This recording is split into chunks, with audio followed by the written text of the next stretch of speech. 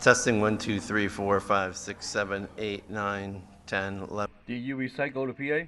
Hello. Did you recycle the PA card? Mark. Yes, I did. You want me to do it? No, it's okay. You did. All right, let me hear the boom. All right.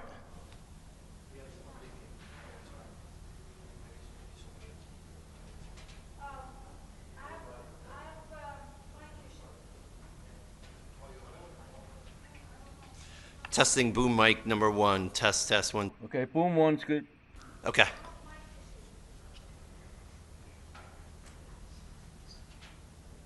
Testing boom mic number 2. I don't hear number 2. Good. I do not hear number 2. I'll check the battery.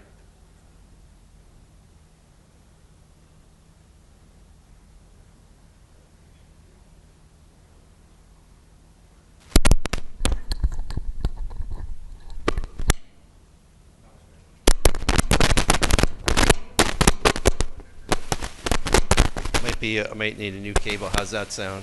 Crackly to me. Do you want me to come down and get a new cable?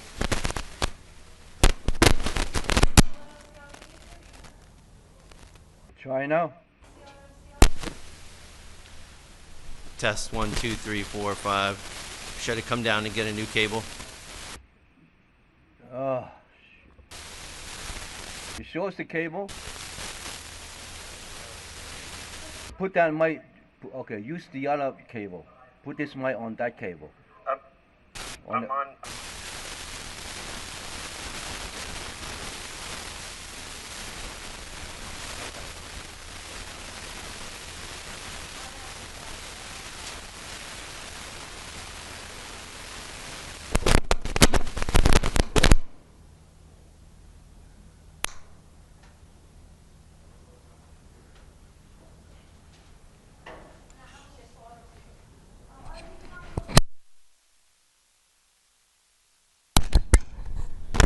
Test 1, 2, 3, 4, 5, 6, 7, 8, 9, 10. Sounds good. Okay. So it's not. So you think it's the cable? Yeah. I could try it one more time, but I think it's the cable. Try one more time. I have someone bring up the cable for you.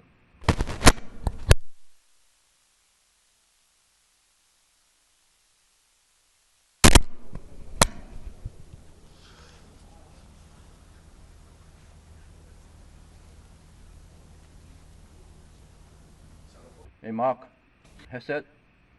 Get on a headset first. Get on a headset first. Okay, I'm here.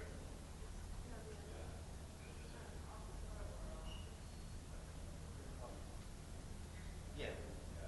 I did. That's what we were just talking about.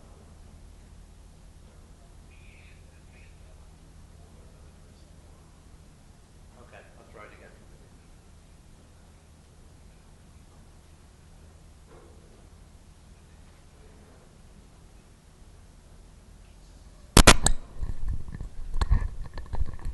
Okay, test 1, 2, 3, 4, 5. Which one is this?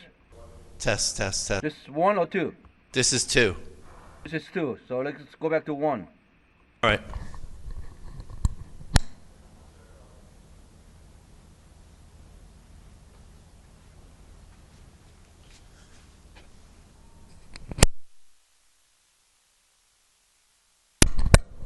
Okay, I just plugged in mic number 2 into cable number 1. Leave everything the way it is. Let's try it again. You got me all confused now. Cable 1. Mic number 1. Let me hear the mic number 1. Okay. Don't take off anything. Leave all the mics on.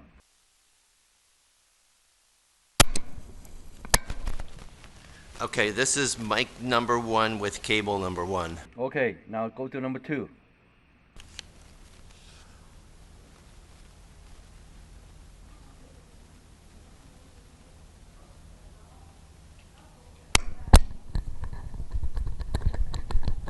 All right, this is cable number 2 with mic number 2.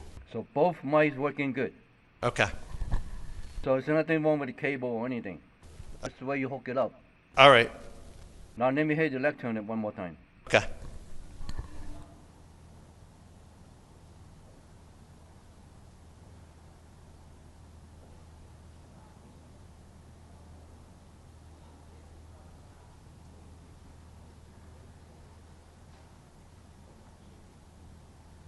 And the white is good. All right, hold on.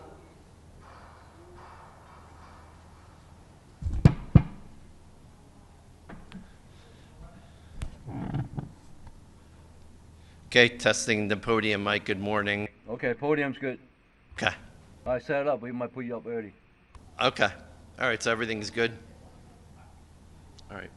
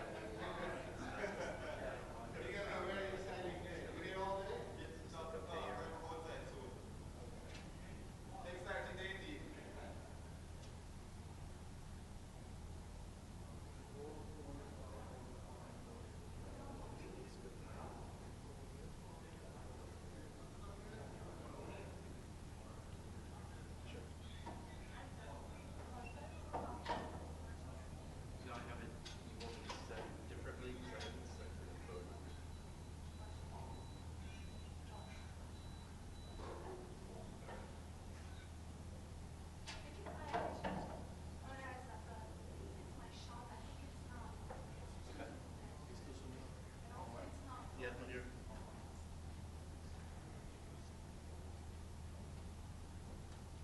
I had it. We have a tape mark on here. That's what I was using. Okay. All right.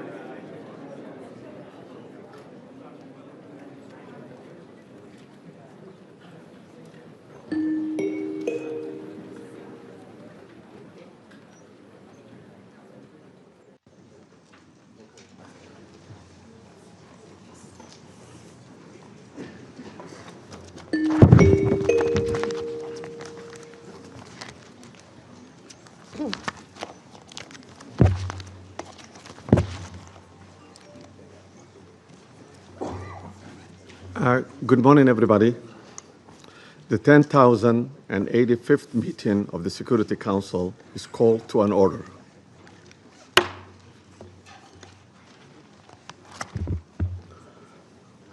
As this is the first formal meeting of the Security Council this year, I should like to extend my warm wishes on the new year to all members of the Security Council, the United Nations, and the Secretariat. In presiding over this first formal meeting of the Council in 2026. I'm happy to welcome the new members, Bahrain, Colombia, Democratic Republic of Congo, Latvia, and Liberia. We look forward to their participation in the work of the Council. Their experience and wisdom will be invaluable assistance in the discharge of the Council's responsibility. I shall also take this opportunity to express the Council's gratitude to the outgoing members, namely Algeria, Guyana, Republic of Korea, Sierra Leone, and Slovenia, for their important contributions to the work of the Council during their terms. I should also like to take this opportunity to pay tribute on behalf of the Council to His Excellency, Mr. Samuel Zobogar, a permanent representative of Slovenia, for his service as the President of the Council for the month of December. I'm sure I speak for all members of the Council in expressing deep appreciation to Ambassador Zobogar and his team for this great diplomatic skill with which they conducted the Council's business last month. The provisional agenda of this meeting is the threat to international peace and security. The agenda is adopted. In accordance with Rule 37 of the Council's Provisional Rules of Procedure, I invite the representatives of Argentina, Brazil, Chile, Cuba, Eritrea, Islamic Republic of Iran, Mexico, Nicaragua, Paraguay, South Africa, Spain, Trinidad and Tobago, Uganda, and the Bolivarian Republic of Venezuela to participate in this meeting. It's so decided. In accordance with Rule 39 of the Council's Provisional Rules of the Procedure, I invite the following briefers to participate in this meeting. Ms. Rosemary DiCarlo, the Undersecretary-General for the Political and Peace-Building Affairs. Mr. Jeffrey Saxs, President of UN Sustainable Development Solutions Network and Director of Center for Sustainable Development at Columbia University, and Ms. Mercedes de Freitas, Founder and Executive Director of Transparencia Venezuela. It's so decided. Security Council will now begin its consideration for item 2 of the agenda. I now give the floor to Ms. Rosemary DiCarlo. Thank you, Mr. President. Today, I'm going to deliver a statement from Secretary-General António Guterres, who is not able to be here this morning. Mr. President, members of the Security Council, we meet at a grave time following the 3 January United States military action in the Bolivarian Republic of Venezuela. The broad outlines of the events of Saturday have been widely reported. Early that day, U.S. forces were active across Caracas and in the northern states of Miranda, Aragua, and La Guaira. The extent of casualties resulting from these actions remains undetermined. In a statement on social media on Saturday, President Donald Trump announced the conduct of a, I quote, large-scale strike against Venezuela and its leader, President Nicolás Maduro, end quote. During a press conference on Saturday, President Trump stated, and I quote again, "We are going to run the country until such time that we can do a safe, proper, and judicious transition," end quote. The government of Venezuela has characterized the United States action as a military aggression carried out in civilian and military areas and as a flagrant violation of the Charter, posing a threat to international and regional peace and security. As we speak, President Maduro is being held in New York, accused by U.S. authorities, along with his wife, Celia Flores, of serious criminal offenses. What is less certain is the immediate future of Venezuela. I am deeply concerned about the possible intensification of the instability in the country, the potential impact on the region, and the precedent it may set for how relations between and among states are conducted.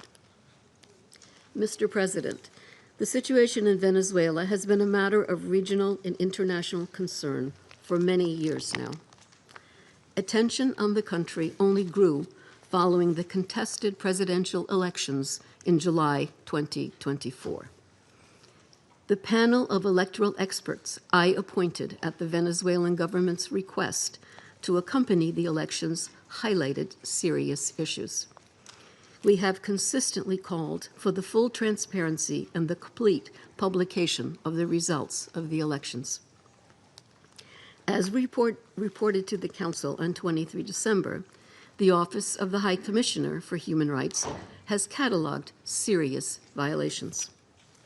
On 3 January, Venezuelan interim President Delcy Rodriguez invoked an emergency decree throughout the national territory, extending additional security powers to the government. Mr. President, the latest developments follow a period of heightened tensions beginning in mid-August, as discussed in this Council on 2 previous occasions. I have consistently stressed the imperative of full respect by all for international law, including the Charter of the United Nations, which provides the foundation for the maintenance of international peace and security. I remain deeply concerned that rules of international law have not been respected with regard to the 3 January military action.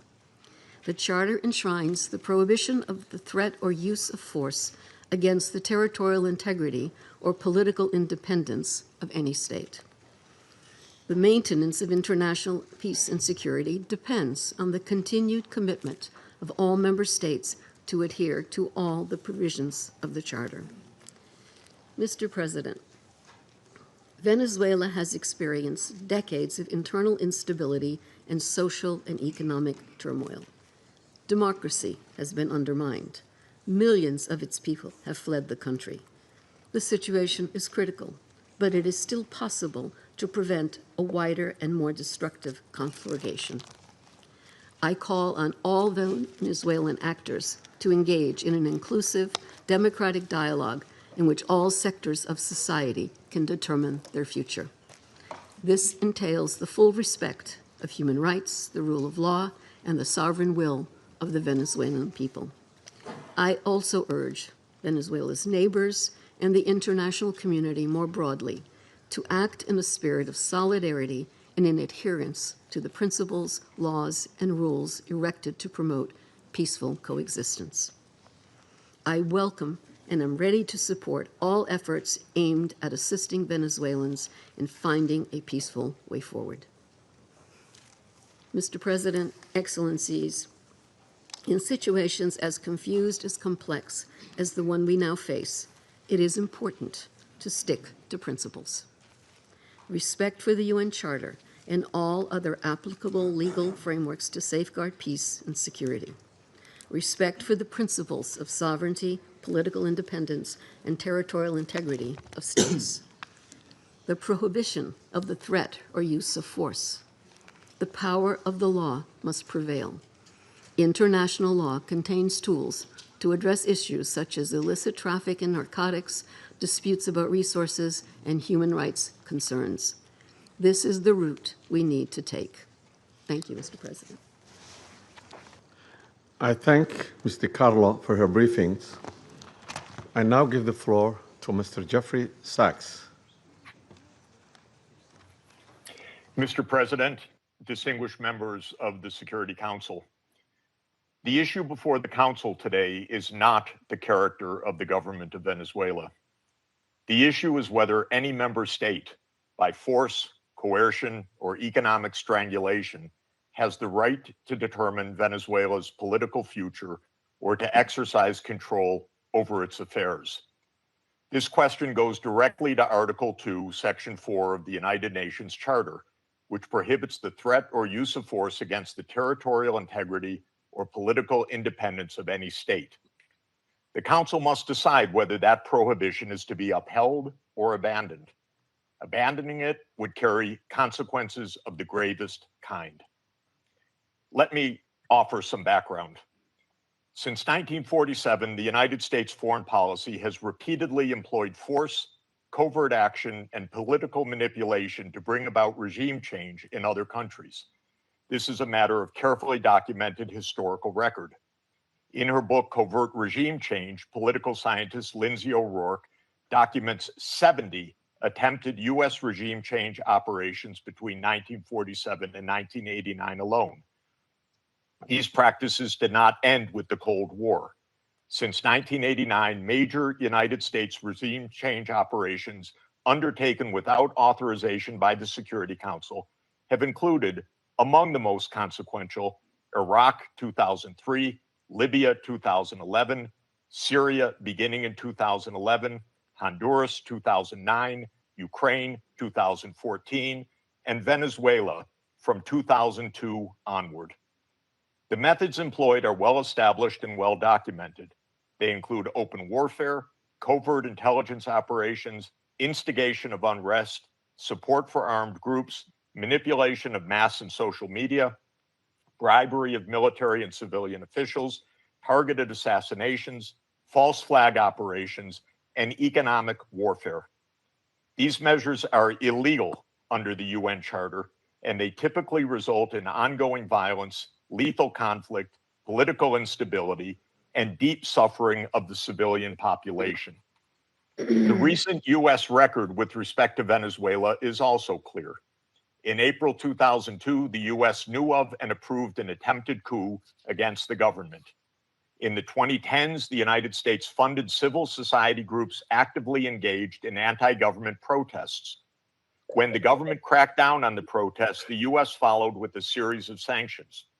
In 2015, President Barack Obama declared Venezuela to be, and I quote, an unusual and extraordinary threat to the national security and foreign policy of the United States. In 2017, at a dinner with Latin American leaders on the margin of the UN General Assembly, President Trump openly discussed the option of the U.S. invading Venezuela to overthrow the government. During 2017 to 2020, the United States imposed sweeping sanctions on the state oil company PDVSA. Oil production fell by 75% from 2016 to 2020, and the real GDP per capita declined by 62%. The UN General Assembly has repeatedly voted overwhelmingly against such unilateral coercive measures. Under international law, only the Security Council has the authority to impose such measures. On the 23rd of January 2019, the United States unilaterally recognized Mr. Juan Guaido as interim president, and a few days later froze approximately $7 billion of Venezuelan sovereign assets held abroad and gave the designated authority over certain of these assets. These actions form part of a continuous U.S. regime change effort spanning more than 2 decades.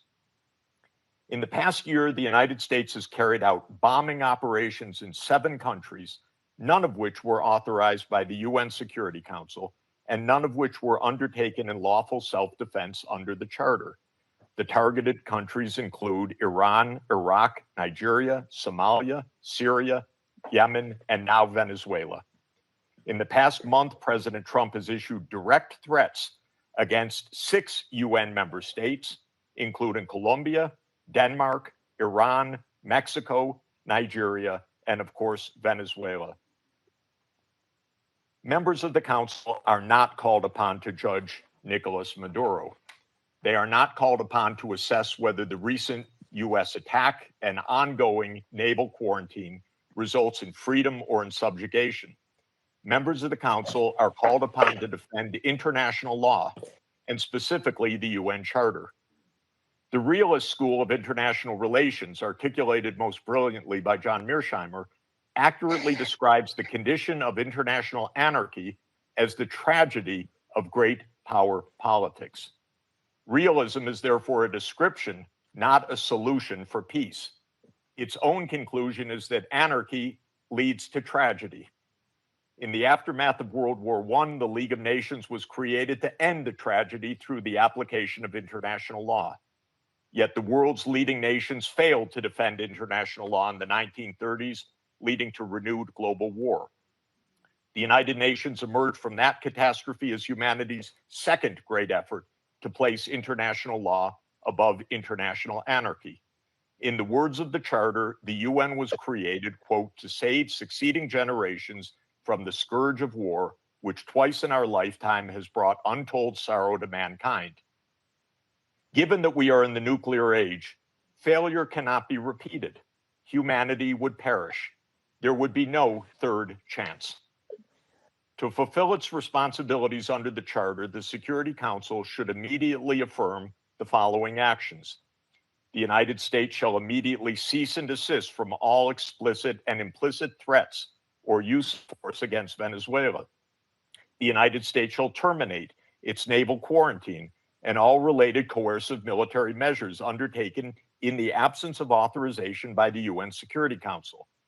The United States shall immediately withdraw its military forces from within and along the perimeter of Venezuela, including intelligence, naval, air, and other forward deployed assets positioned for coercive purposes. Venezuela shall adhere to the UN Charter and to the human rights protected in the Universal Declaration of Human Rights. The Secretary-General, I recommend, should immediately appoint a special envoy mandated to engage relevant Venezuelan and international stakeholders and to report back to the Security Council within 14 days with recommendations consistent with the Charter, and the Security Council should remain urgently seized of this matter. All member states should refrain from unilateral threats, coercive measures, or armed actions undertaken outside the authority of the UN Security Council. In closing, Mr. President and distinguished members of the Council, peace and the survival of humanity depend on whether the United Nations Charter remains a living instrument of international law or is allowed to wither into irrelevance.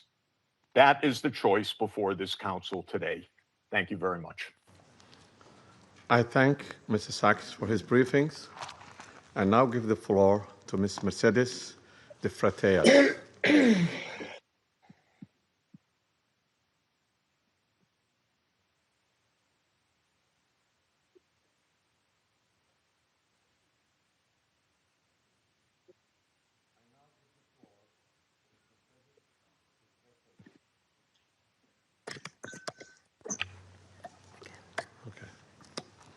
My apology. I now give the floor to Ms. Mercedes de Freitas. Good morning. I speak in Spanish.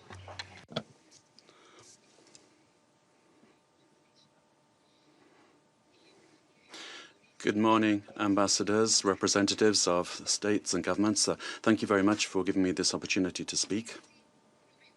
Can you hear me? Can you hear me?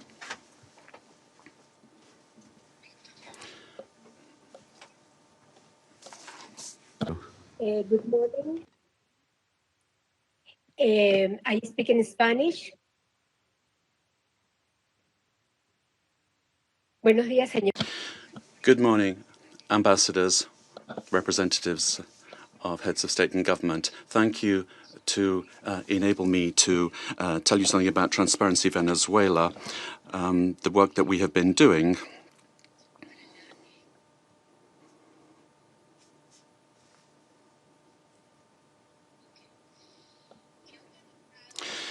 We have organized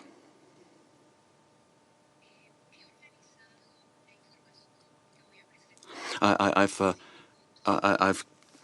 organized some information I'm going to put forward to you in 5 points.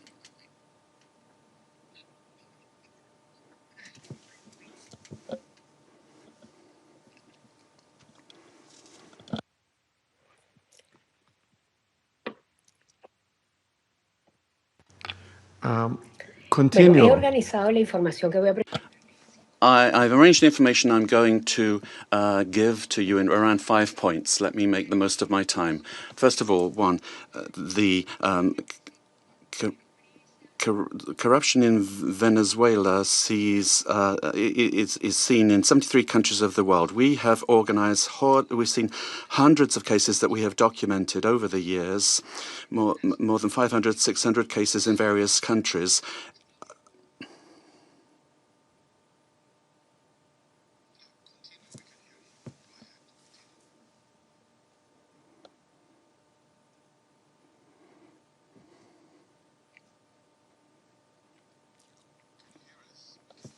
Can you hear us? Solo en los sistemas de justicia. We looked at the justice systems of 30 countries, and 172 cases were dealt with for corruption, and more than $72 trillion were involved. $1 million were involved. This was public Venezuelan money. Nicolás Maduro and his family. The interpreter cannot hear the speaker. Ha sido el instrumento central, involucrada directa e indirectamente en el. It was a system that was involved in 90% of the corruption cases. Point number 2. The national criminal organizations. The interpreter cannot hear the speech to provide sufficient interpretation. I apologize. Soportar, proteger y dirigir las operaciones ilícitas. Las economías ilícitas de oro, extorsión y trata de personas alcanzaron en 2024 $8.000 billones. Can you hear us? Ms. Freitas? De la producción de oro, ¿sí? Can you hear us? The interpreters cannot hear you. Can you slow down and raise your voice a little bit? Hay un delay. There's a delay, says the speaker. The problem the interpreter is having is with the quality of the sound, which is insufficient for interpretation. It's not the speed. Sí, la oigo con delay. I'm hearing you, but with a delay, says the speaker. I can hear you, though. Please proceed now.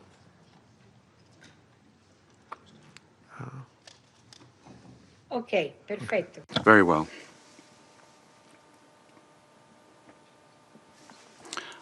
Point 2. National and international criminal organizations have a symbiotic relationship with the regime of Nicolás Maduro, sharing capacity, using the state structures to facilitate their work and to protect illicit operations in gold, for example, drugs, extortion, and human trafficking. And according to our estimates, this accounts for about $8 billion. Gold, for example, only 20% is reported to the National Treasury. The rest goes to private accounts where there are members and allies with the government. This mining industry has exploited so many people using national parks and also the Amazon area. And then to launder the money from corruption, the network has money laundering structures that are very sophisticated. And since 2021, they've been involved in this work. 3, great corruption has led to a decrease in the income of the state and therefore public expenditure, and therefore affecting the quality of basic services. The current economy is in crisis. There's no money either to service the debt.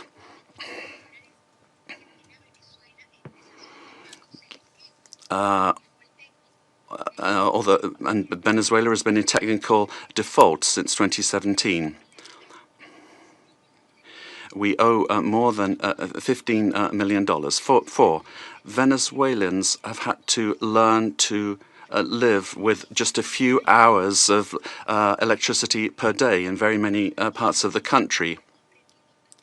and we've learnt to protect ourselves from daily extortion from the armed Colombian groups or the organized crime groups, but also elements of the state. So many families only have one meal per day below the calories that they need, affecting their nutrition, which is getting worse day by day. Humanitarian programs are not sufficient.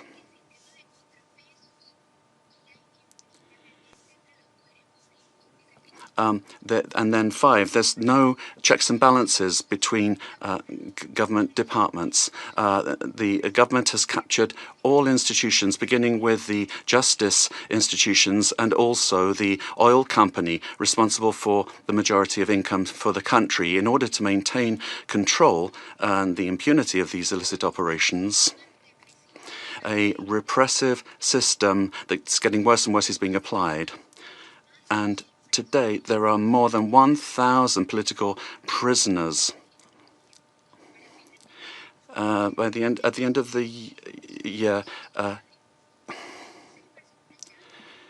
26 people died during torture or because a lack of medical care. United Nations has documented many of these cases. We need a transparent state that is accountable, that will guarantee the rule of law and human rights, that will protect public goods for everyone without privilege, a system that's autonomous and independent. We need investment in building capacity that will enable us to have a dignified life. We must respect the will of the Venezuelan people to live in peace and democracy. And finally, a request to you. Freedom for all political prisoners in the country. Thank you very much. I thank to Ms. Freitas for her briefing. I now give the floor to those council members who wish to make statements. I give the floor to the representative of Colombia. Mr. President, Colombia would like to thank Somalia in your quality as President of the Security Council for having quickly responded to our request to convene this emergency meeting, as well as thanking China and Russia for their support for holding of this meeting. And we wish you, Mr. President, a successful month managing the work of the Council at a particularly delicate time for international peace and security. I'd also like to thank Undersecretary-General for Political Affairs and Peace Building of the United Nations and the invited briefers. We thank them all for their briefings. This is the first time Colombia is taking the floor in the Security Council as a non-permanent member for the period 2026-2027. Colombia is taking on this responsibility with a deep sense of duty, and we are going to do this from the first day, defending international law and the purposes and principles enshrined in the United Nations Charter. International peace and security, the peaceful settlement of disputes, the prohibition of the use of force, sovereign equality, respect for the territorial integrity and political independence of all states. Colombia condemns categorically the events that occurred in the early morning of the 3rd of January in Venezuela, where we saw multiple explosions and air activity over Caracas and other areas of the country as part of a military attack carried out by the United States, which included bombings of civilian and military infrastructure, creating panic amongst the population. All of this represents clear violations of the sovereignty, political independence, and the territorial integrity of Venezuela. There is no justification whatsoever under any circumstances for the unilateral use of force to commit an act of aggression. Such actions constitute a serious violation of international law and the United Nations Charter, including the prohibition on the use or the threat of the use of force, the principle of the respect for sovereignty and the full authority of states over their territory, including their natural resources, the territorial integrity of states, and the principles of collective defense, particularly when they directly endanger the population and civilian assets. Defending these principles is not an option. Indeed, it's a common obligation that we have in order to preserve international peace and security. We need to remember that the provisions of the Charter allow for the use of force only under exceptional circumstances, in legitimate defense in the face of an armed attack, or when there is an express authorization by this Council in accordance with Chapter 7. And even in those cases, this does not amount to assuming political control of another state. In this regard, we reject any unilateral military action, any act that could worsen the situation or endanger the civilian population, and we would call for a de-escalation and non-resort to the use of force, which endangers people finding themselves in this delicate situation. They must be the absolute priority. We have learned from our experience that the civilian population is always the one that pays the highest price in armed conflict. Mr. President, Latin America and the Caribbean have proclaimed themselves to be a zone of peace, and this collective commitment and will of our region must be respected. Unilateral action that is contrary to international law endangers regional stability, increases insecurity, and worsens the already complex conditions being faced by the civilian population, with devastating effects that will transcend the sovereign borders of Venezuela to have a direct impact on countries of the region, such as Colombia. In order to act preventively, Colombia has engaged in measures to protect the civilian population and preserve the stability of the border, addressing the possible needs of the population, particularly the migrant population, in coordination with local authorities. Colombia has been and will continue to be show solidarity in receiving the Venezuelan people who, given the uncertainty created by these attacks, this may lead to a massive outflow of migration, which will require significant efforts in terms of resources and capacities to provide the necessary support and assistance to those areas affected by taking in the migrants. Mr. President, these actions that we have seen remind us of the worst interference in our area in the past, in our zone of peace. And it calls to mind the commitment that we have as states to resolve our differences peacefully through dialogue and negotiation or other forms of peaceful settlement, in full accordance with international law and with its instruments to which we have subscribed at the hemispheric and regional levels, such as the Charter of the Organization of American States. It's also important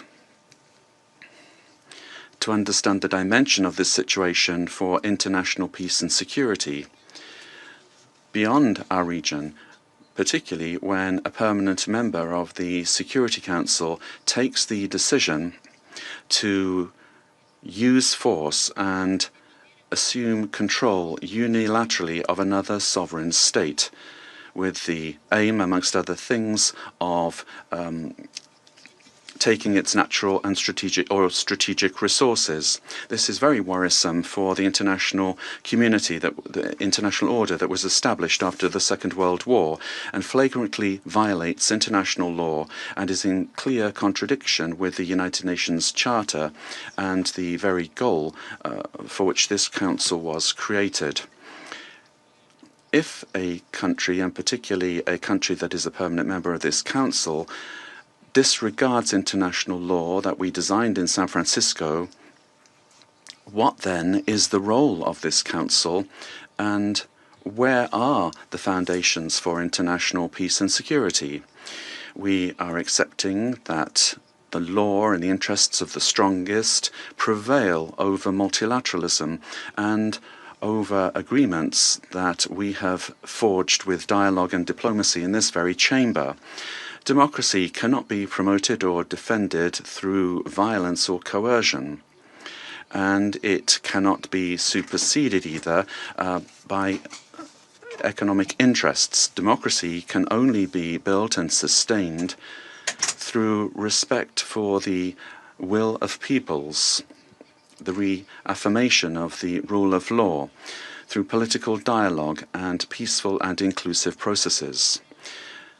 Venezuela deserves to live in peace, in democracy, prosperity, and dignity, with a government that is defined in sovereignty by no one else than the Venezuelan people and their institutions. This is why Colombia has reiterated its call to open up paths for democracy in Venezuela through specific popular decisions being taken. The importance of preserving peace, respect for international law, and the protection of life and human rights must prevail over anything else. Colombia reaffirms its conviction that working tirelessly under these principles in our new role as a non-permanent member of the Security Council is what we plan to do, and we make ourselves available, our good offices available for a diplomatic way out of the current crisis in this brotherly country. We will meet our responsibility, primary responsibility, to maintain international peace and security. And given the seriousness of the events, we will continue to pay attention to this issue. And we'd also like to thank the Secretary-General of the United Nations for providing his good offices to defend the purposes and principles of the United Nations Charter, to activate channels for mediation available to him and facilitate dialogue with the parties concerned, looking in the search for alternatives that will make it possible to find a way out of the situation led by Venezuelans themselves and provide assistance to Venezuelans that need this. In conclusion, we'd urge the parties to exercise maximum caution and restraint, to de-escalate tensions, and to follow dialogue and diplomatic channels, and develop mechanisms to avoid continued flagrant violations of international law. This will require the help of the United Nations and of regional organizations. Thank you very much, Mr. President. I thank the representative of Colombia for her statement, and now give the floor to the representative of Russian Federation. Mr. President, first and foremost, we wish to congratulate you on your accession to the presidency of the Security Council. And second, we wish to welcome the newly elected members of the Security Council. The beginning of this new year shocked all of those throughout the world who cherish the hope that respect for international law and non-intervention in domestic affairs of other states, as well as a reliance upon diplomacy and seeking of compromise, became key principles in the work of the new U.S. administration. The assault against the leader of Venezuela, compounded by the deaths of dozens of Venezuelan and Cuban citizens, in the eyes of many, has become a harbinger of a turn back to the era of lawlessness and U.S. domination by force, chaos, and lawlessness, which continues to afflict dozens of states in various regions of the world. There is no and can be no justification for the crimes cynically perpetrated by the United States in Caracas. We firmly condemn the U.S. act of armed aggression against Venezuela in breach of all international legal norms. In connection with the confirmed reports about the presence of the abducted president of Venezuela, Nicolás Maduro, and his spouse in the United States, today, as we are aware, they are in New York, we call upon, corrects the Speaker, the U.S. leadership to immediately release the legitimately elected president of an independent state and his spouse. Any problems existing or conflict between the United States and Venezuela need to be resolved through dialogue. And this is precisely what is enshrined in the UN Charter, the purposes and the principles of which a number of states in recent years have begun to apply selectively, depending upon the political landscape. Today, we are reaping the consequences of their recklessness and selectivity in matters related to respect for the norms of international law, which were linked to the so-called rules-based world order. Here is your rules-based world order in all of its glory, which is horrifying even the staunchest Atlanticists. Mr. President, we extend our firm solidarity with the people of Venezuela in the face of the external aggression. We firmly support and completely support the policy of the Bolivarian government, which is geared towards protection of their national interests and the sovereignty of the country. Washington's aggressive acts have already been condemned by many states and multilateral associations, including the Non-Aligned Movement, the African Union, as well as a group of friends in defense of the Charter of the United Nations. We hope that the international banditry will immediately be met with objective and comprehensive assessment at the international legal level with United Nations, universal mechanisms, and other multilateral formats being brought to bear. This process must not be impacted by the recognition or non-recognition by any given states or groups of states of the legitimacy of Nicolás Maduro. For this reason, unintelligible murmurings and attempts to avoid principled assessments by those who, in other circumstances, froth at the mouth and demand that others respect the UN Charter, today seem particularly hypocritical and unseemly. We hope you will recognize this, and we hope that you will abandon double standards and that you will not attempt to justify such an egregious act of aggression due to a fear of angering the American global gendarme, which is attempting to once again rear its head. We are particularly appalled by the unparalleled cynicism with which Washington did not even attempt to conceal the true aims of its criminal operation, namely the establishment of unbridled control over Venezuela's natural resources and the assertion of their hegemonical ambitions in Latin America. In this way, Washington is generating fresh momentum for neocolonialism and for imperialism, which were repeatedly, decisively condemned and repudiated by the peoples of this region and by the global South as a whole. Distinguished colleagues, under these circumstances, it is exceedingly important for the entire international community to unite and to definitively reject the methods and tools of U.S. military foreign policy, which have been demonstrated in the case of Venezuela. This is the only way it is possible to compel Washington to revisit and to abandon their dangerous misconceptions. As we stated during previous meetings on Venezuela, the bell now tolls across the region, ringing for every country of the Western Hemisphere. The bell is ringing for all UN member states and for the future of the organization itself. Failing to hear this call today is tantamount to projecting cowardice and a lack of principle, essentially blessing ongoing encroachments of international law and rejecting civilized international conduct as a whole. We cannot allow the United States to proclaim itself as some kind of a supreme judge which alone bears the right to invade any country, to label culprits, to hand down and to enforce punishments, irrespective of notions of international law, sovereignty, and non-intervention.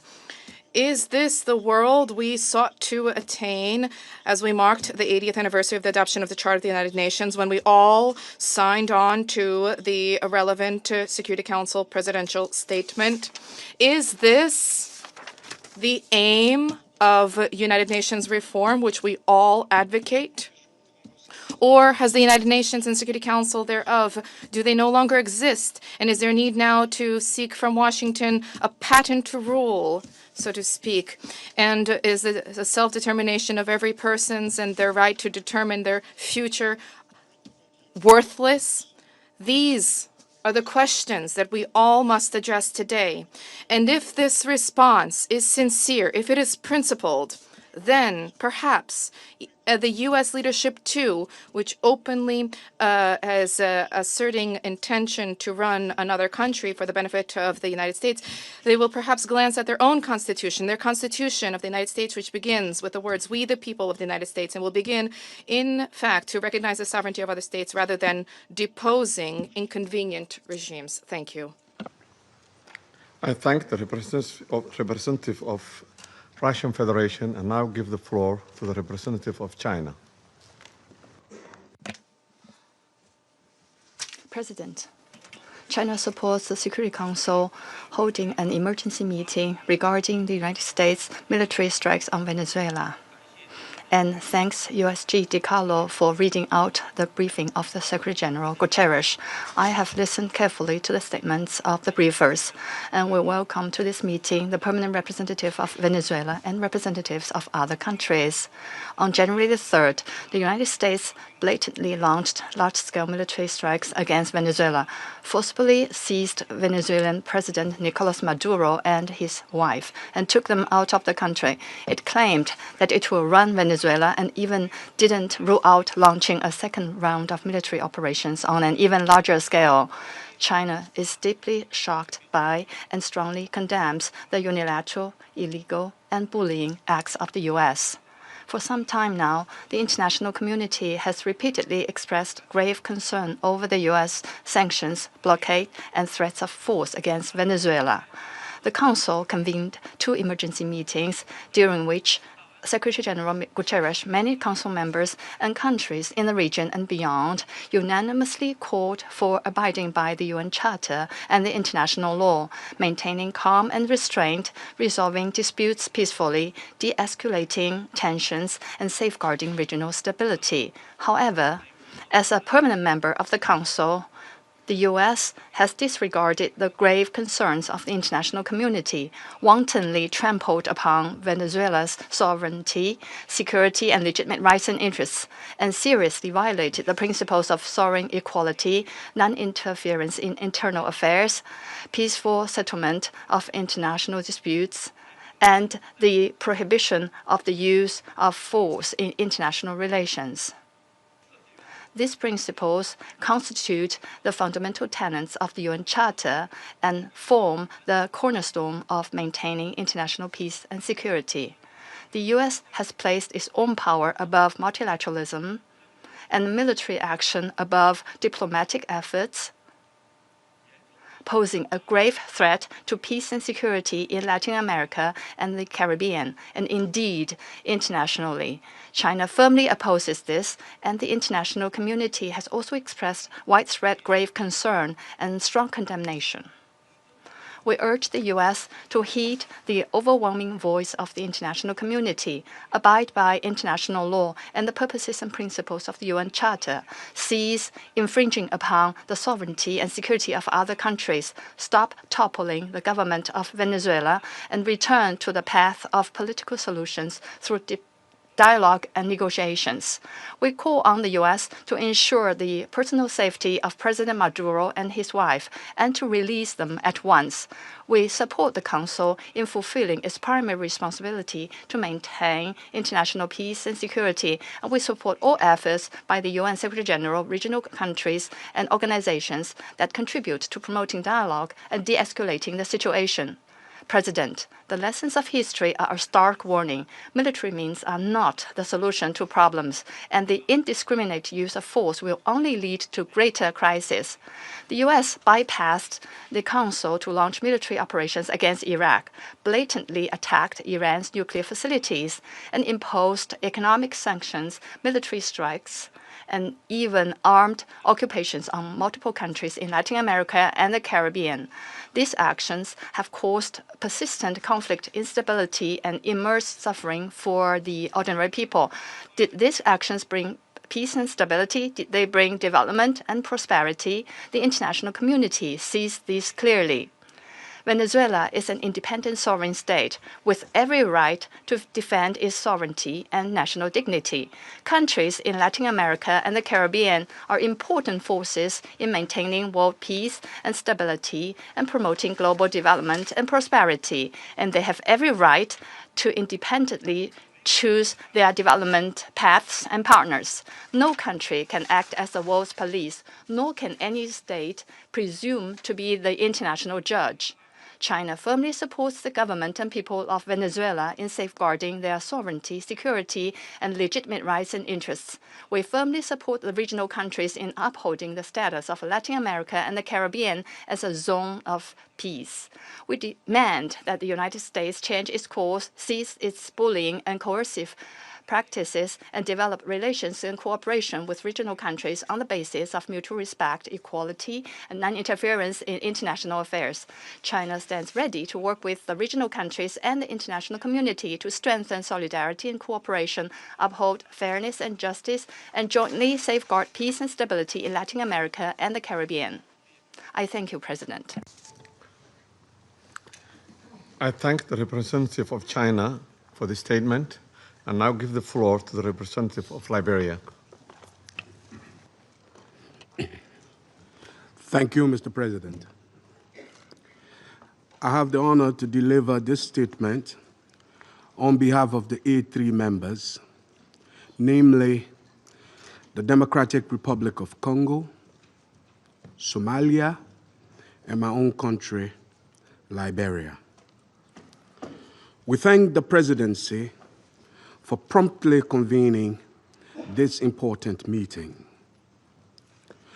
We congratulate Somalia on assuming the presidency of the Security Council this month and warmly welcome all new members. The A3 appreciates USG DiCarlo's comprehensive briefing and listened carefully to the remarks offered by civil society representatives. We also welcome the representative of Venezuela and the representatives of the region to this meeting.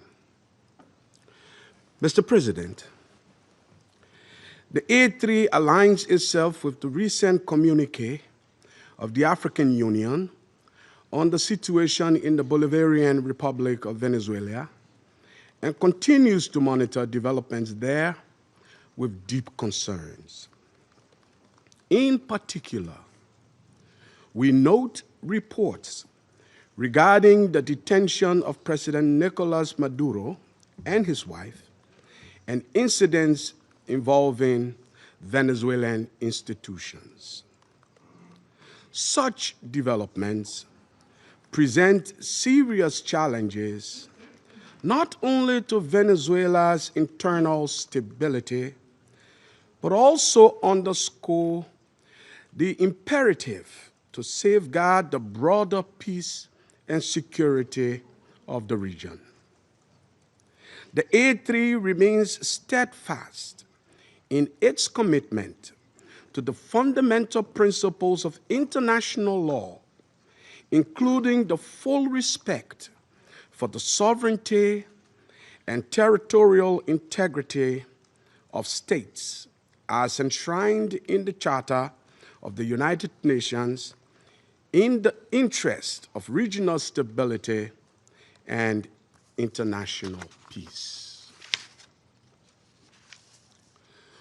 We believe These are essential foundations for international cooperation and peaceful coexistence. Our position underscores the importance of dialogue, the peaceful settlement of disputes, and respect for constitutional and institutional frameworks. Mr. President, the complex situation in Venezuela requires a comprehensive response that is both inclusive and nationally owned.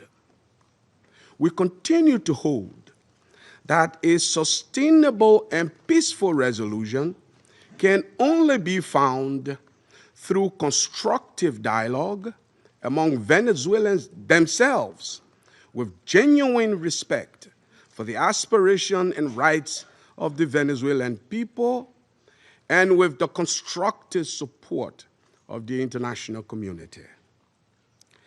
The A3 expresses its solidarity with the people of Venezuela and reiterates the African Union's commitment to peace, stability, and mutual respect among nations and regions. It's important for all parties, both within Venezuela and in the broader international community, to exercise restraint and responsibility, upholding international law and avoiding any action that could escalate tension or threaten regional stability. The A3 stands ready to support all efforts within this Council and in cooperation with regional partners to facilitate a peaceful, inclusive, and lasting resolution to the situation in Venezuela. I thank you.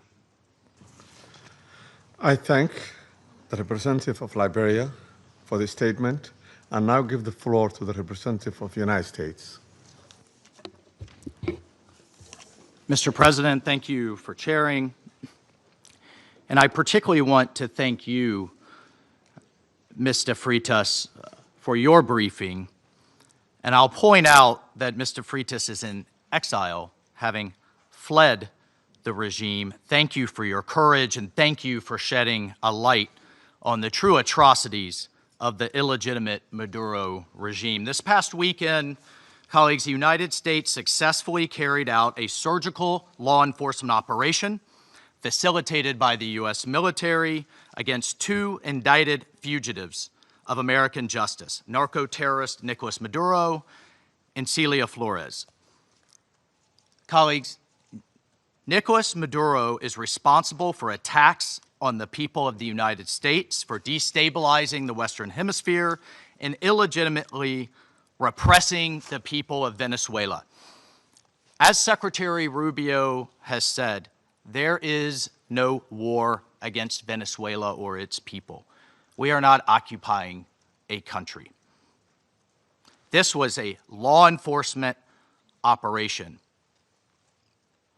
in furtherance of lawful indictments that have existed for decades. The United States arrested a narco-trafficker who is now going to stand trial in the United States in accordance with the rule of law for the crimes he's committed against our people for 15 years. A similar action was taken in 1989 against Manuel Noriega. He was arrested, indicted, convicted in a court of law, served in prison in the United States and in Panama, and the Panamanian people, the American people, are safer for it. And undeniably, the region was more stable. This law enforcement action was directed consistent with the President of the United States' responsibility as Commander-in-Chief to protect Americans at home and abroad against a fugitive who is directly responsible for narco-terrorism that has killed hundreds of thousands of Americans and created destabilizing violence throughout our hemisphere. Nicolás Maduro and his co-defendant, Celia Flores, have been transferred here to the United States to stand trial for their crimes.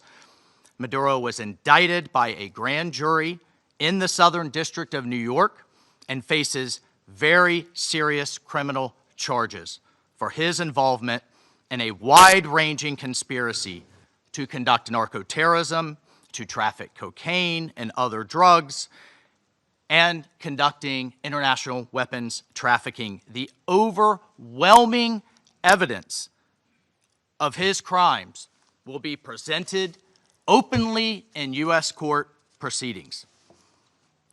Colleagues, Maduro is not just an indicted drug trafficker.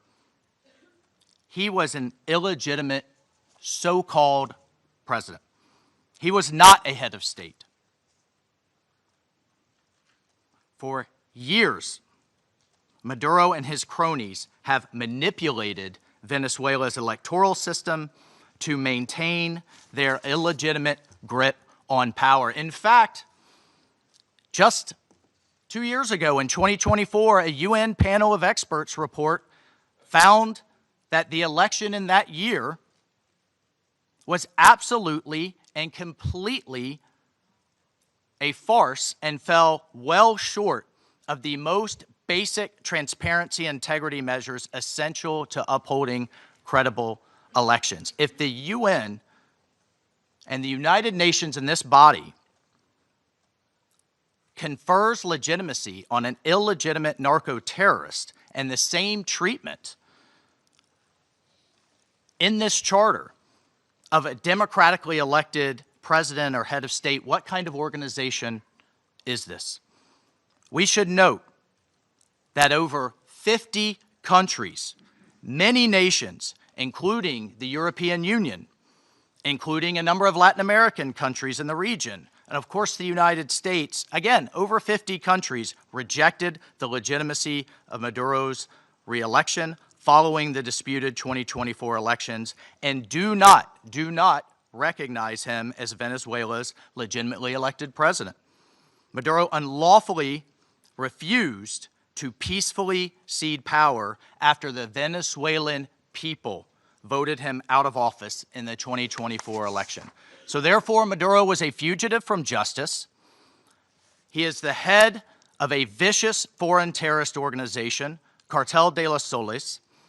This regime-sponsored enterprise coordinates with and relies on other vicious criminal organizations, namely Tren de Aragua, again, among others, to carry out its objective of using illegal narcotics as a weapon against the United States. And for its part, Tren de Aragua is a designated foreign terrorist organization with thousands of members, many of whom have unlawfully infiltrated the United States and are conducting irregular warfare and undertaking hostile actions against the American people and against the United States. It's terrorizing criminals commit brutal crimes, including murders, kidnappings, extortions, and human, drug, and weapons trafficking. This administration, President Trump, will not stand for it. In fact, in March of 2025, President Trump declared that Tren de Aragua is quote, Tren de Aragua is undertaking hostile actions and conducting irregular warfare against the territory of the United States, both directly and at the direction, clandestine or otherwise, of the Maduro regime in Venezuela. Maduro and his cronies have partnered with some of the most violent and prolific drug traffickers and narco-terrorists in the world for decades, facilitating the flood of illegal drugs coming in the United States, estimated to be several hundred tons annually. He has become rich, incredibly wealthy, off the misery of untold numbers of Americans, Venezuelans, and others, aiding and abetting international terrorist organizations like Hezbollah, coordinating with corrupt Iranian officials, and other malign actors to influence not only the region, but to malignly influence the United States. In fact, in its own 2025 World Drug Report, the United Nations Office on Drugs and Crime identified Venezuela as a key trafficking route in the Western Hemisphere for illegal drugs, predominantly cocaine, entering the United States and increasingly Europe. As Secretary Rubio stated just yesterday, this is the Western Hemisphere. This is where we live. And we're not going to allow the Western Hemisphere to be used as a base of operation for our nation's adversaries and competitors and rivals of the United States. You can't turn Venezuela into the operating hub for Iran, for Hezbollah, for gangs, for Cuban intelligence agents, and other malign actors that control that country. You cannot continue to have the largest energy reserves in the world under the control of adversaries of the United States, under the control of illegitimate leaders, and not benefiting the people of Venezuela, and stolen by a handful of oligarchs inside of Venezuela. But it doesn't stop there. Numerous UN and international human rights organizations have issued reports documenting serious human rights abuses by the Maduro regime, including reports of extrajudicial killings, political prisoners, torture, and arbitrary and unlawful detentions. In fact, over 8 million Venezuelans have fled the country, destabilizing their neighbors in the region and creating the world's largest refugee crisis. Members of this council, colleagues, the United States wants a better future for Venezuela. We believe a better future for the people of Venezuela and for the people of the region and the world is stabilizing the region and making the neighborhood that we live in a much better and safer place. And this is why millions of Venezuelans that have fled this brutal regime are celebrating and cheering around the world as this body pontificates, including those celebrating are including in my home state of Florida, where hundreds of thousands of Venezuelans have fled this regime's brutality. I want to reiterate, President Trump gave diplomacy a chance. He offered Maduro multiple off-ramps. He tried to de-escalate. Maduro refused to take them. President Trump made it clear that the narco-terrorism must stop, and yet it continued. The United States will not waver in our actions to protect Americans from the scourge of narco-terrorism and seeks peace, liberty, and justice for the great people of Venezuela. I thank you, Mr. President. I thank the representative of the United States and now give the floor to the representative of Panama. Gracias, señor. Thank you, Mr. President. We'd like to extend a warm welcome to the representatives of Bahrain, Colombia, Liberia, Latvia, and the Democratic Republic of Congo, and who have joined the Security Council as elected members and who are joining us today in the chamber. And we congratulate Somalia on assuming the presidency of the Security Council this month. We'd like to thank Under Secretary-General for Political Affairs, Rosemary DiCarlo, for her detailed report representing Secretary-General António Guterres. She's briefed us on the situation under discussion today. We're also very grateful for the very valuable presentations by Mr. Jeffrey Saxs and Ms. Mercedes de Freitas. In this context, the Republic of Panama would like to refer to the situation that has taken place in the territory of the Bolivarian Republic of Venezuela, which is of concern due to its possible impact on peace and regional stability.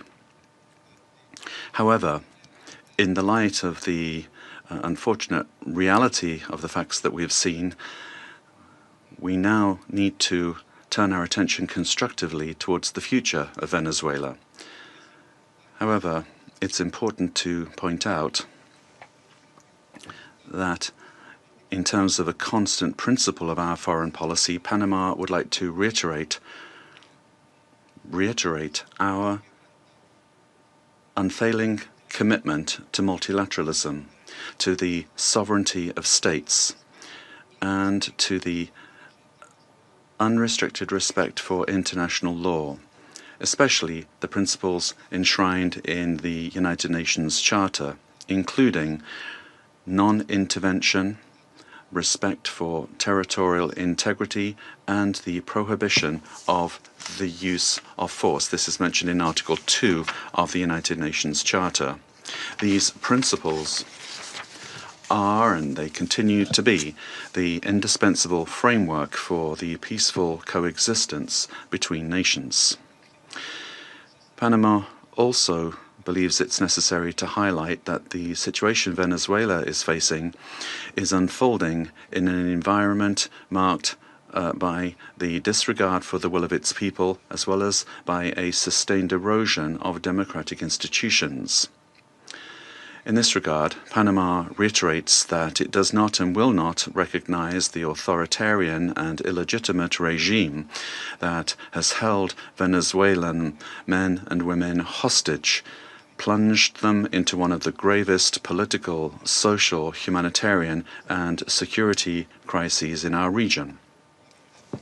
Unfortunately, we have witnessed how the situation has gradually deteriorated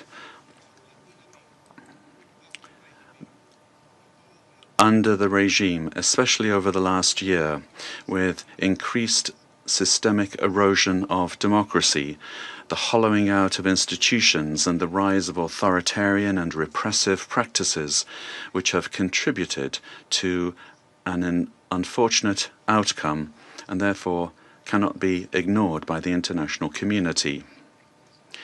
In particular, it is essential to call for the unconditional release of persons detained for political reasons. Many of them have been deprived of their liberty merely for raising their voices in a context in which dissent is not tolerated.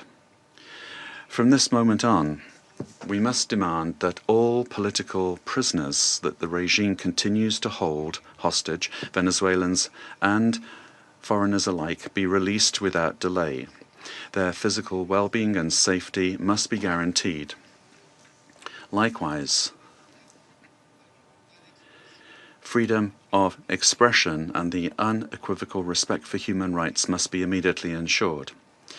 In this context, Panama underscores that its position does not stem solely from a principled democratic solidarity, but also from direct impact. A Panamanian citizen, Mr. Olmedo Núñez, remains arbitrarily detained in Venezuela without formal charges, without due process, without full access to a defense, and without effective consular guarantees. Added to this is the human impact of a multidimensional crisis that has forced around 9 million Venezuelans, men and women, to leave their homes, compelled to live in displacement and vulnerability as a consequence of the institutional and social collapse generated by the regime. A crisis that has had significant regional repercussions, reflected both in the irregular migration flows from south to north of a significant number of Venezuelan nationals, as well as reverse migration movements, including also a lot of Venezuelans, the effects of which are felt particularly in countries of transit and destination that this affects, including Panama. And this has decisively contributed to illegal migration. In the face of this reality, Panama issues a clear and firm call for Venezuela's short-term future to be fully democratic. Power emanates from the people, and as stated by His Excellency, the President of the Republic of Panama, José Raúl Molino, The people, the true sovereign, have already spoken at the polls, granting an indisputable victory with 70% of the votes on July 28, 2024, to the opposition candidate, Mr. Edmundo González Urrutia, as well as to Maria Corina Machado, who was prevented by the regime from running despite having won the primary with 93% of the votes on October 22, 2023. Additionally, the popularity of both has increased in recent months, including among police and military sectors. The elected government has the teams and work programs ready to be implemented immediately, guaranteeing an orderly transition that provides the rule of law, respect for human rights, and confidence. In line with this commitment, Panama proudly safeguards the electoral records that reliably certify said victory as testimony to the inalienable right of the Venezuelan people to determine their own political destiny.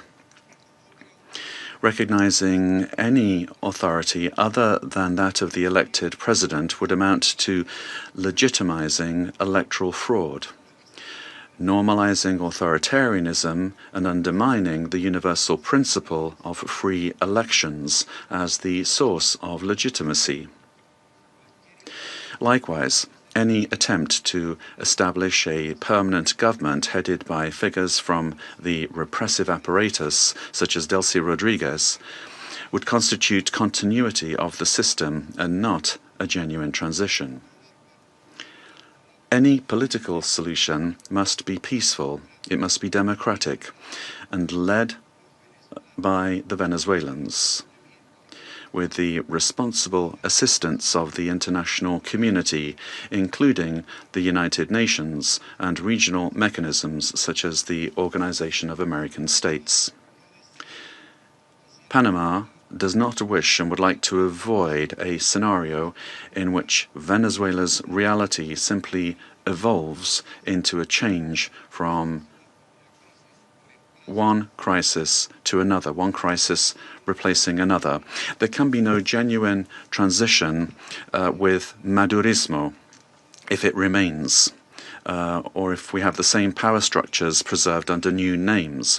Any arrangement that keeps figures associated with the repressive apparatus at the center of governance would, in practice, constitute continuity of the system and not a real transition.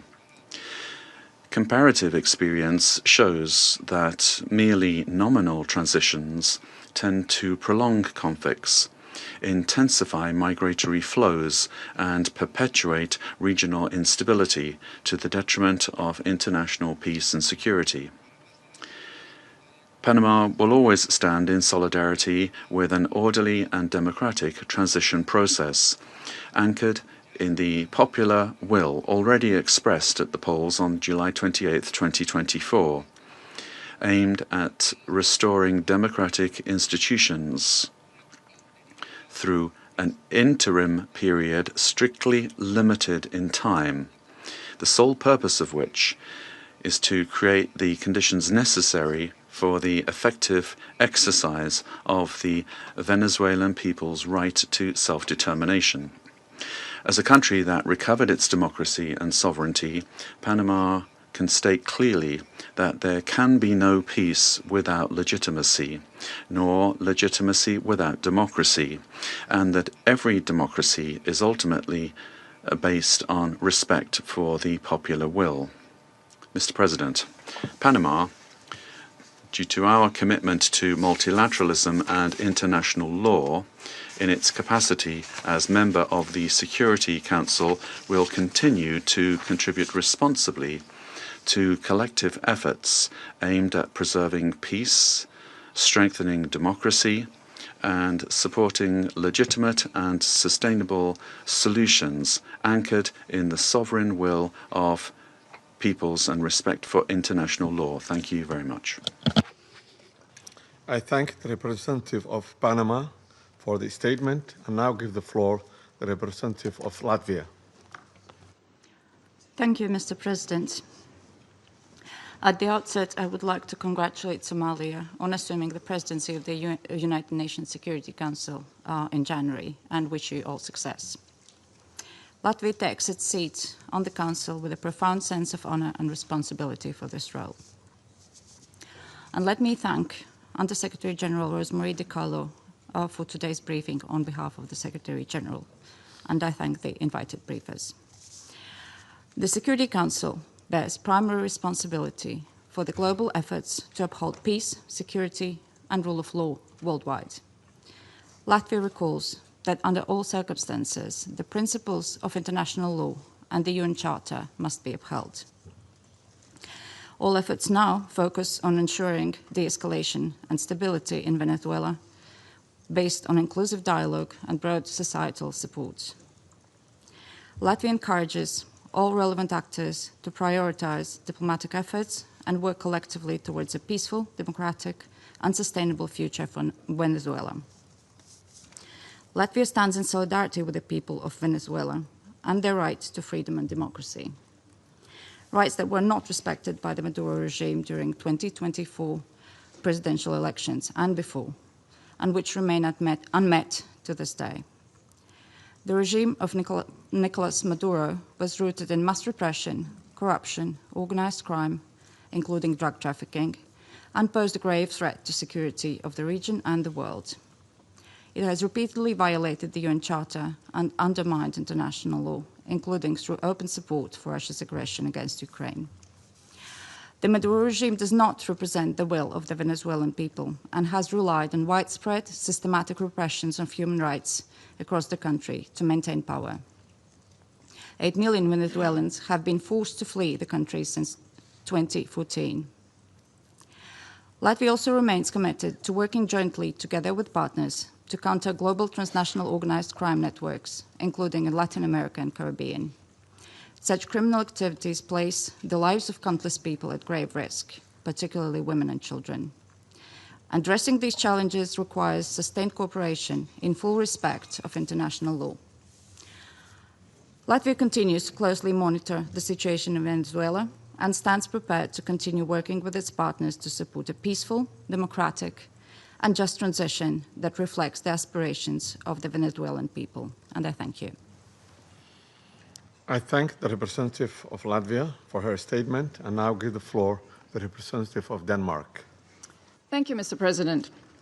And let me also thank Under Secretary-General DiCarlo for her briefing on behalf of the Secretary-General. We also listened carefully to the briefing by Mr. Freitas and Mr. Saxs. Mr. President, Denmark joins the Secretary-General in expressing deep concern over the evolving situation in Venezuela. Since this Council met to discuss the situation 2 weeks ago, we have seen a drastic escalation, culminating in a large-scale military operation on January 3rd.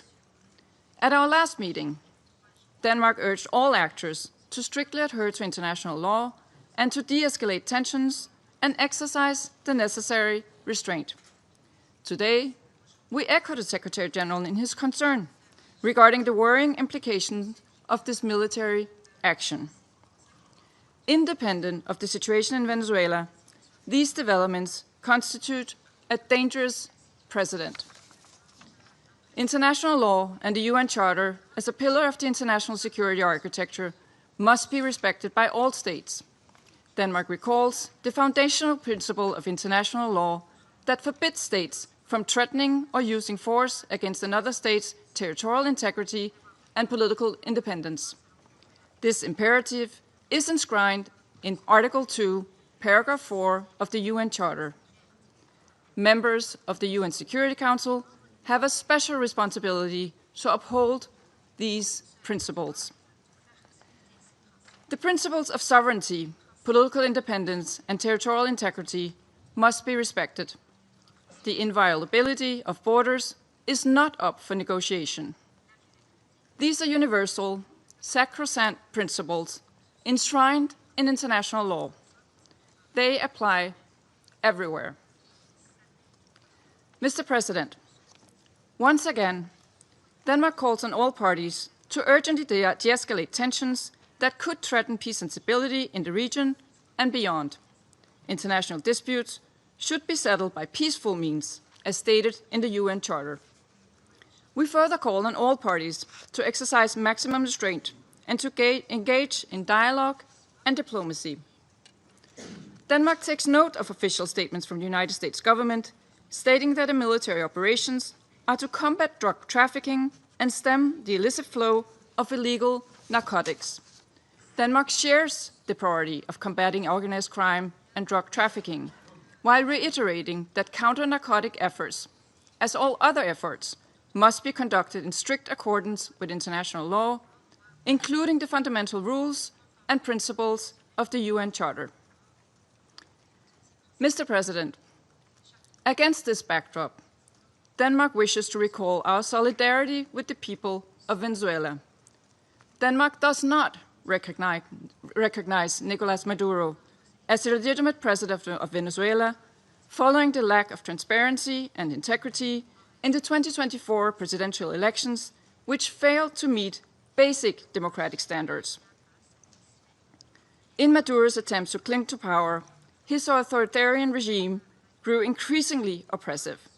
His regime bears responsibility for widespread and systematic violations of human rights against his fellow citizens, and he should be held accountable. The victims of the Maduro regime's alleged crimes against humanity have to be heard. The Venezuelan people have a right to democracy and self-determination exercised through peaceful, inclusive, and credible democratic processes, free from fear of political persecution, intimidation, or repression, and external political interference. This includes the rights of Venezuelans alone to determine their political, economic, and social future without coercion, pressure, or manipulation by external actors. No state should seek to influence political outcomes in Venezuela through the use or threat of force or through other means inconsistent with international law. Venezuela's future can be decided only by the Venezuelans. We call on all parties and stakeholders to come together for a negotiated and peaceful transition to democratic rule in a process led by and owned by Venezuelans. At this critical and uncertain time, it is imperative that all parties fully respect human rights and international law. Denmark remains committed to supporting Venezuela and the aspirations of its people on its path to lasting political stability. I thank you. I thank the representative of Denmark for her statement and now give the floor to the representative of the United Kingdom. Thank you, President. I congratulate Somalia on the assumption of the presidency of the Council for the month of January. And I thank our briefers for their remarks. Colleagues, the Venezuelan people have suffered for years. This Council now meets at a pivotal moment for Venezuela's future. Maduro's actions created extreme levels of poverty, violent repression, and failing basic services. His regime's rule precipitated a displacement crisis affecting the whole region.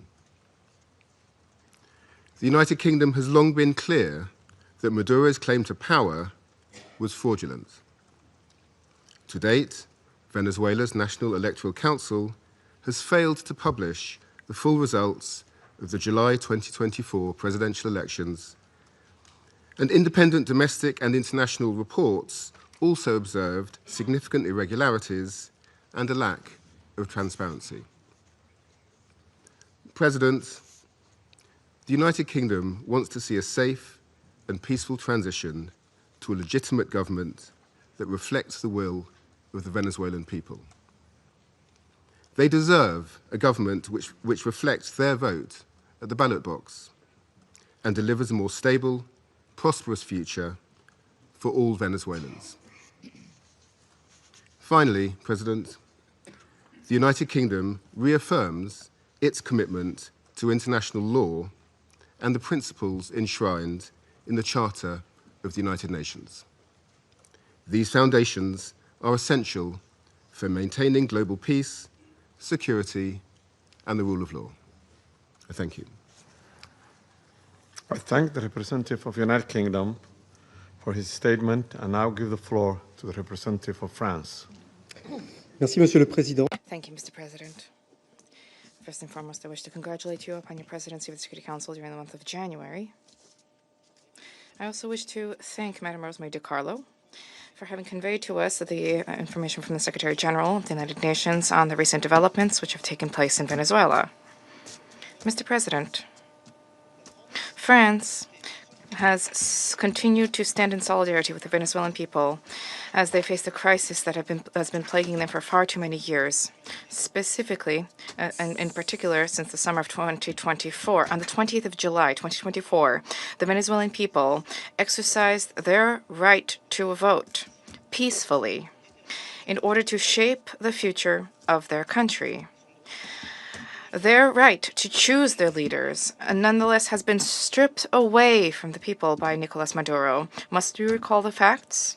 The electoral process has been was marred by numerous irregularities, and the final counting of votes was marred by a flagrant lack of transparency. In light of the democratic aspirations of the Venezuelan people, Nicolás Maduro has systematically responded with the repression of dissident voices, of members of the opposition, and of civil society, as well as with numerous arbitrary detentions. France has always expressed itself with clarity about the fact that these practices are unacceptable and that respect for human rights must be upheld.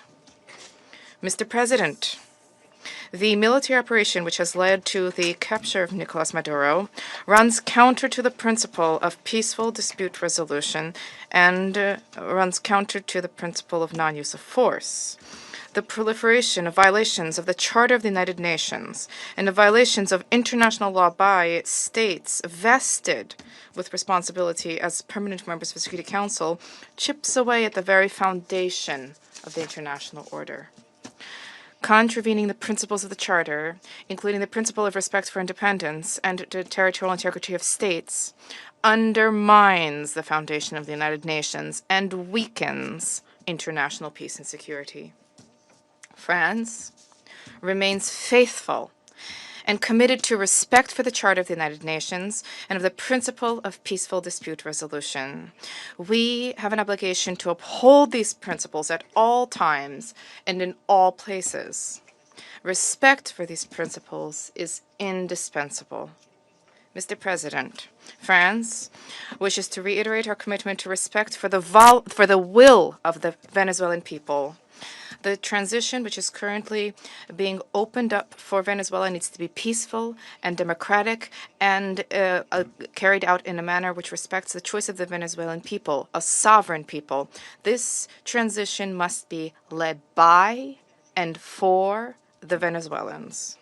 France stands ready, alongside states in the region and our partners at the European Union, to uphold dialogue with a view to the restoration of the free, democratic expression in Venezuela. We stand ready to support regional stability. This also needs to be the role of the Security Council. Thank you. I thank the representative of France for the statement and now give the floor to the representative of Bahrain. Mr. President, I wish to take this opportunity to congratulate first and foremost the Federal Republic of Somalia on its presidency of the Security Council during this month of January. We wish you every success. We also wish to take this opportunity to thank delegations whose mandate at the Council ended, namely Algeria, Guyana, the Republic of Korea, Sierra Leone, as well as Slovenia. We wish to thank them for their significant contributions to the attainment of the goals and the mission of the Council. I also wish to thank Madam Rosemary DiCarlo, Under-Secretary-General for Political and Peace-Building Affairs, for her valuable briefing related to the latest developments which have taken place in the Bolivarian Republic of Venezuela, and I wish to thank other briefers as well.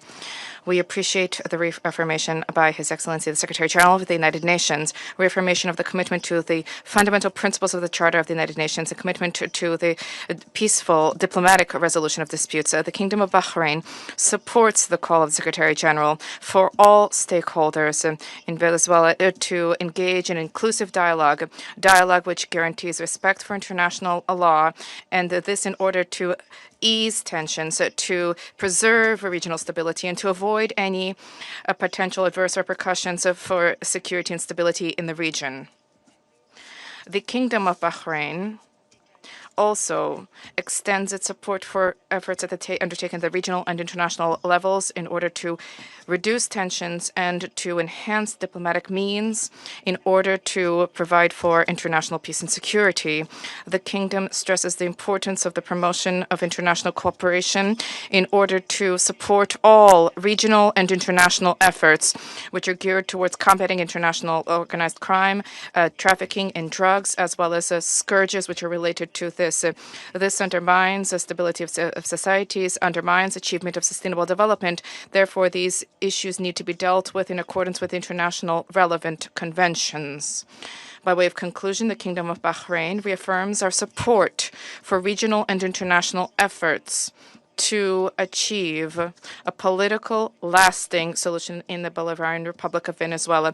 This needs to be achieved through regional cooperation and with respect for national sovereignty.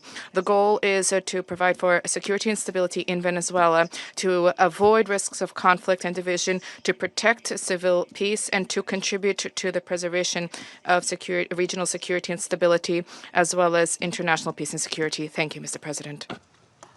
I thank the representative of Bahrain for the statement and now give the floor to the representative of Pakistan. Thank you, Mr. President. Allow me to begin by congratulating Somalia on its assumption of the presidency for this month and assuring you of my delegation's full support and cooperation. We welcome the new members joining the Council. I thank Under-Secretary-General Rosemary DiCarlo for reading out the remarks of the Secretary-General and the valuable briefing. We also take note of the views shared by Mr. Jeffrey Saxs and Ms. Mercedes de Freitas. I welcome the participation of the permanent representative of Venezuela alongside the representatives of other countries from the region and beyond in the meeting. Mr. President, Pakistan views the recent developments in Venezuela with profound concern. In a world already beset by multiple crises, escalating tensions and instability in the Caribbean do not augur well for regional and international peace and security. The UN Charter enjoins us to refrain from the threat or use of force against the territorial integrity or political independence of any state. The UN Charter also binds member states to sovereign equality, non-interference in the internal affairs of others, and settlement of international disputes by peaceful means. Unilateral military action contravenes these sacrosanct principles and the doctrine of sovereign immunity. Such actions set dangerous precedents that risk eroding the foundations of the global legal framework. They also fuel instability, which, as history has shown time and again, can lead to unpredictable and uncontrollable outcomes for years to come. Mr. President, at this critical juncture, the path forward must be one of dialogue and diplomacy. Durable solutions to political differences can only be found through peaceful means, with full respect for the will of the Venezuelan people, free from any external interference. We hope that Latin American and the Caribbean region, as a zone of peace, will remain free from conflict and confrontation and continue its march towards enhanced regional cooperation and improved prosperity for the people. We urge all parties to exercise maximum restraint, de-escalate tensions, pursue peaceful coexistence, refrain from any actions that could exacerbate the volatile situation, and engage in dialogue, including by utilizing the sincere offers of mediation. The good offices of the Secretary-General also always remain available for that purpose. Lastly, Mr. President, I affirm Pakistan's commitment to contributing constructively to the discharge of the Security Council's primary responsibility for addressing the threat to international peace and security, by diffusing tensions, promoting Pacific settlement, and upholding respect for international law and the UN Charter. Peace and stability of Venezuela and the welfare and prosperity of its people, with full ownership, must be the overriding objective of all efforts. I thank you. I thank the representative of Pakistan for the statement and now give the floor to the representative of Greece.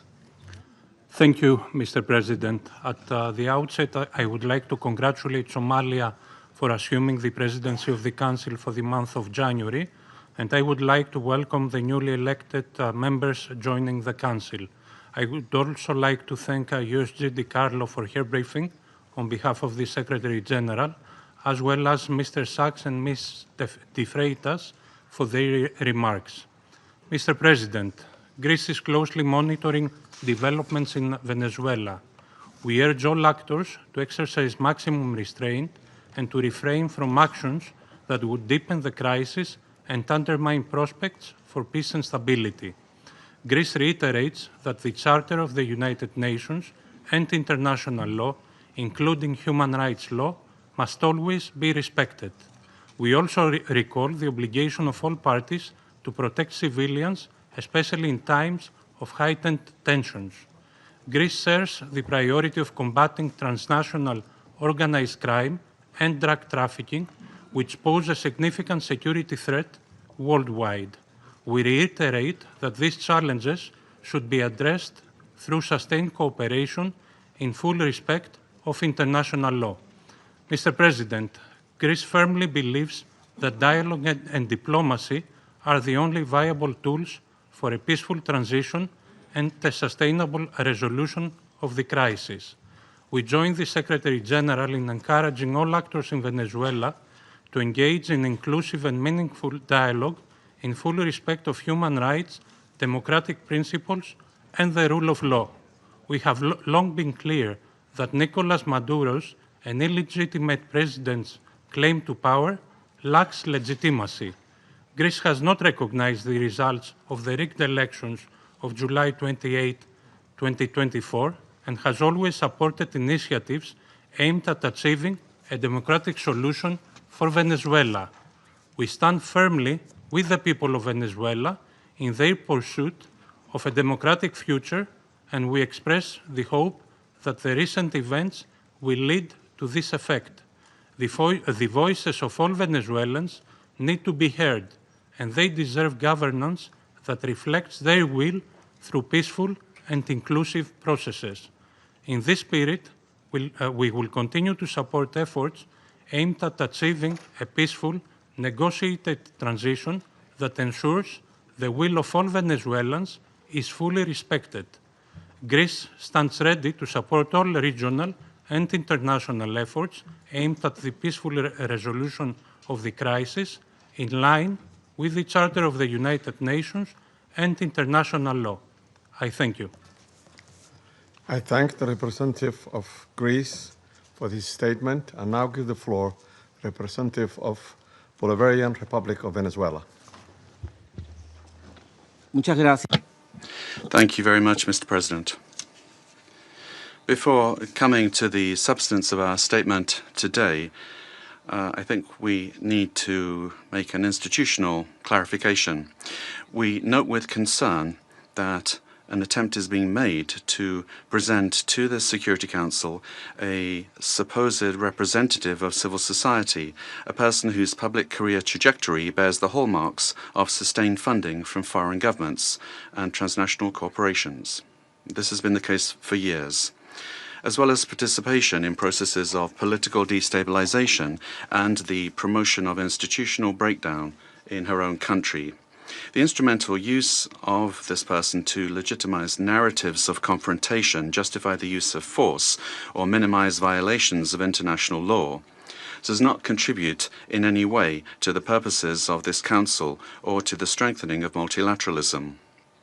On the contrary, it erodes the credibility of the debates and distorts the Security Council's mandate entrusted with the maintenance of international peace and security.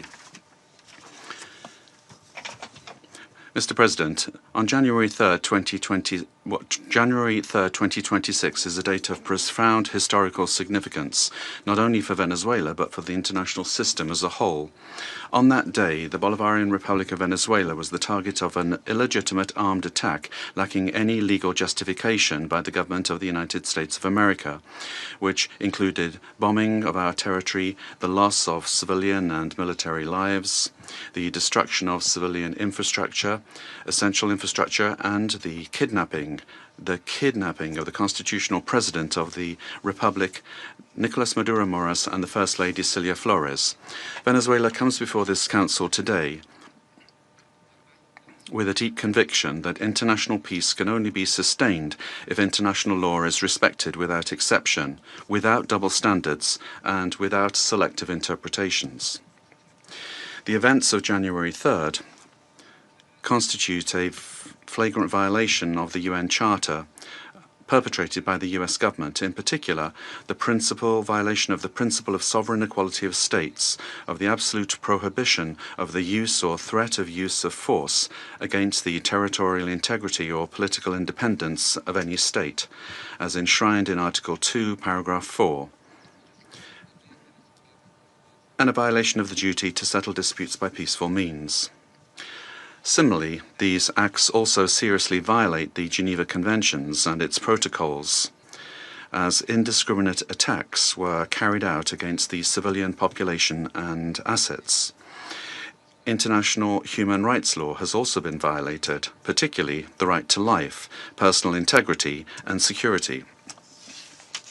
Of particular seriousness is the kidnapping of the President of the Republic by the government of the United States of America, which constitutes a direct violation of an essential norm of the international legal order, namely the personal immunity of heads of state in office. This immunity is not an individual privilege. It is an institutional guarantee that protects the sovereignty of states and the stability of the international system. Its disregard not only affects Venezuela, but also sets an extremely dangerous precedent for all states represented in this chamber, regardless of their size, power, or alliances. Mr. President, General Assembly Resolution 3314 clearly defines as an act of aggression the bombing of the territory of one state by the armed forces of another state, as well as the invasion or occupation, even without formal annexation. The events we are denouncing here unequivocally fit this definition. In 2004, the International Court of Justice affirmed that occupation exists when a state exercises effective control, even without formal annexation or the continuous presence of troops.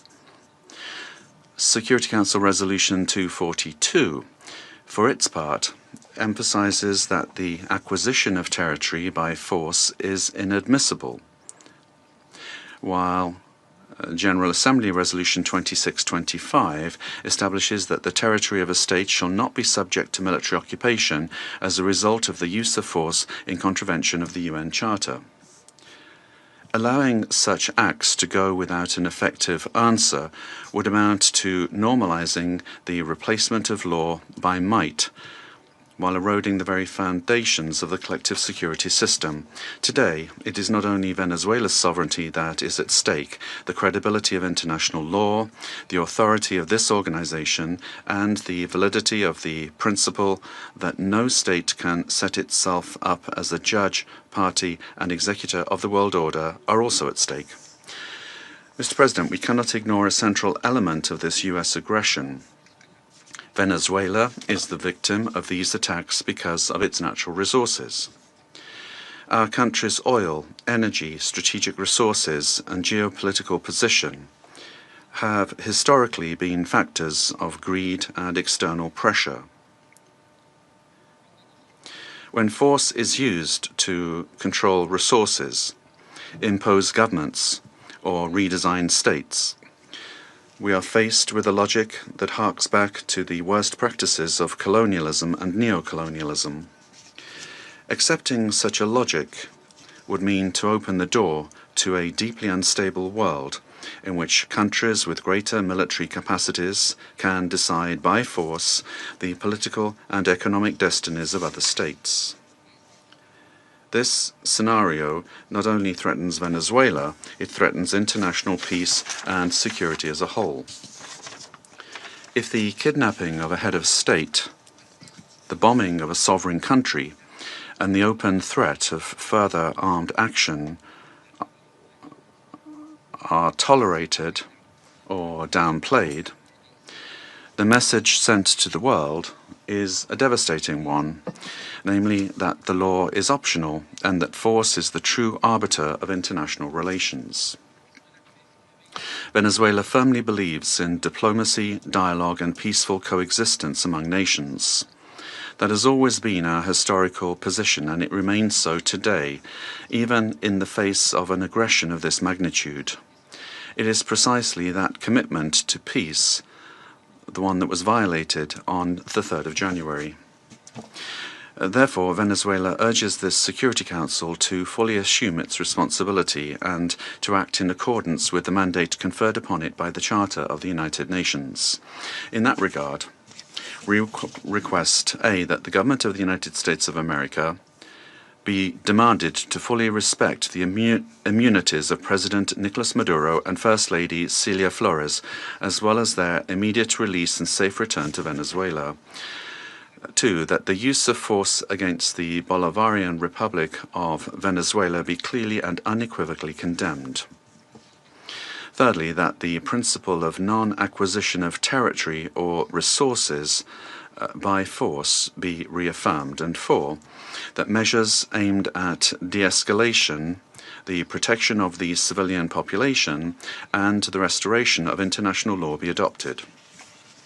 Mr. President, in spite of the seriousness of the events, Venezuela would like to inform this body and the international community that its institutions are functioning normally, that constitutional order has been preserved, and that the state exercises effective control over all of its territory.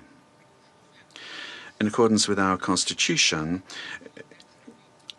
Executive Vice President Delcy Rodriguez is being sworn in as acting President of the Republic, thereby guaranteeing institutional continuity, stability, and internal peace.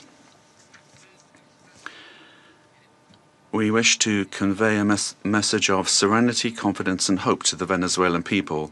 Venezuela is a nation that believes in peace, work, and dignity. Our commitment is to diplomacy and law, and the law is firm and unwavering. We defend our sovereignty without renouncing our values. We bet on dialogue without accepting imposition. We believe in a future of coexistence, development, and mutual respect among nations. We trust that this Security Council will rise to the historic moment facing humanity and choose the path of legality, collective responsibility, and peace. Thank you very much, Mr. President. I thank the representative of the Bolivarian Republic of Venezuela and now give the floor to the representative of Argentina. Buenos días. Good morning, and thank you very much, Mr. President. Mr. President, the government of the Argentine Republic values the decision and determination demonstrated by the President of the United States of America and by his government in the recent actions taken in Venezuela that resulted in the capture of the dictator Nicolás Maduro, leader of the Cartel of the Suns, declared a terrorist organization by Argentina in 2025, the same year in which Argentina also declared the Tren de Aragua a terrorist organization. The Argentine Republic trusts that these events represent a decisive step forward against narco-terrorism that affects the region, and at the same time open a stage that will allow the Venezuelan people to fully recover democracy, the rule of law, and respect for human rights, in accordance with the principles of international law, and put an end to the oppression exercised for years by the authoritarian regime that plunged the Venezuelan people into poverty and forced 8 million Venezuelans to have to flee their country. Mr. President, The illegitimate regime of Nicolás Maduro has not only constituted a direct threat to Venezuelan citizens through the systematic violation of human rights, the appropriation of the country's resources, and the destruction of democratic institutions, but also to the entire region by leading and exporting its networks of drug trafficking and organized crime. Since the inauguration of President Javier Milei, Argentina has been clear and consistent in its position regarding this situation. We have unequivocally denounced the lack of freedoms and the serious human rights violations, and we have actively contributed with the determination and responsibility to international efforts aimed at the return of democracy in Venezuela.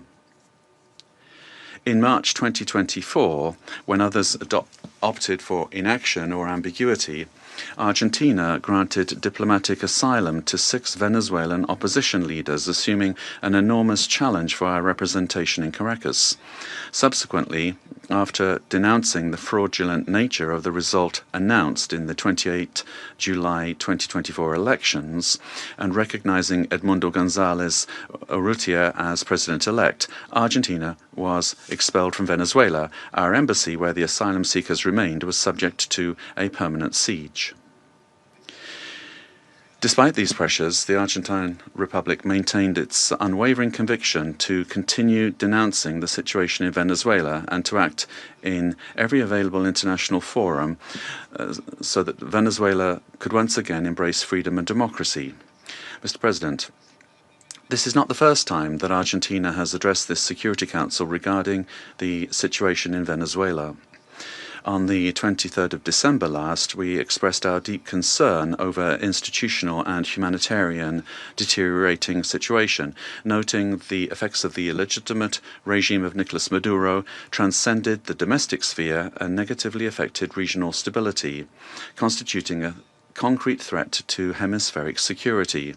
In the same vein, President Milei stated at the Mercosur summit that Argentina welcomed the pressure from the United States aimed at freeing the Venezuelan people.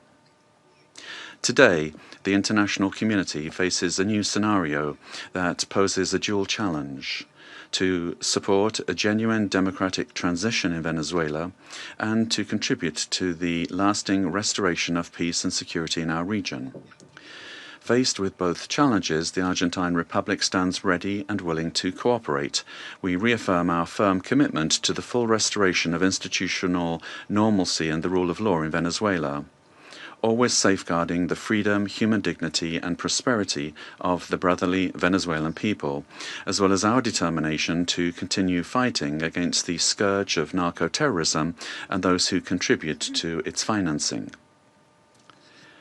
The process that begins today requires the firm and coordinated commitment of all those countries that have accompanied the Venezuelan people in their long struggle, so that Venezuela can leave behind more than 2 decades of political, humanitarian, and social crisis, and can finally be reunited with freedom, democracy, respect for human rights, and economic prosperity. Mr. President, finally, the Argentine Republic requests that the authorities responsible for administering the transition in Venezuela contribute to the immediate release of the Argentine citizen Nahuel Gallo, who has been in a situation of enforced disappearance since the 8th of December 2024, in clear violation of his human rights, and that his prompt and safe return to our country be guaranteed. Thank you.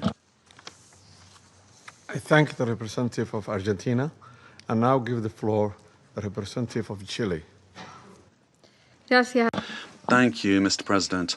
Chile would like to thank Somalia for convening this informational briefing under the item Threats to International Peace and Security.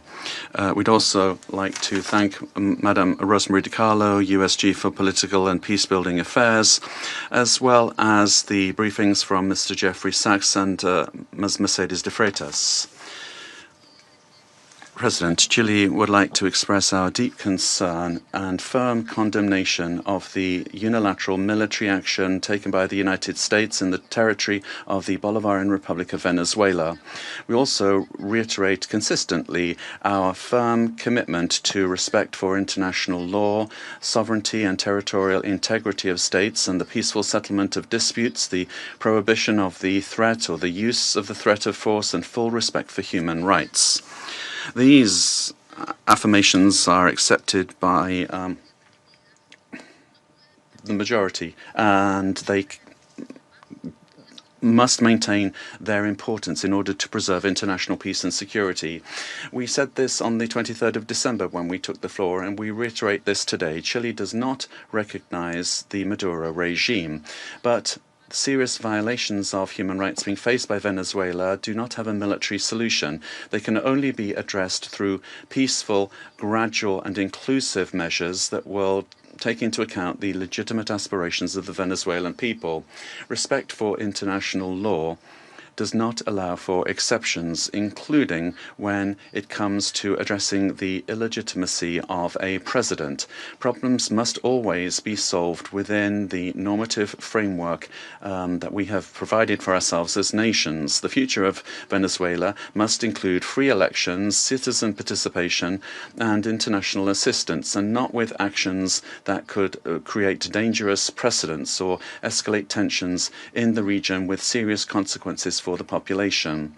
Chile, as a witness of history and based on our own experience with the loss of democracy, where there was foreign interference that caused extreme damage and pain for the Chilean people. We were able to recover our democracy through a transitional process that was carried out with the assistance of the international community, the strength of organized citizens, and through our institutions.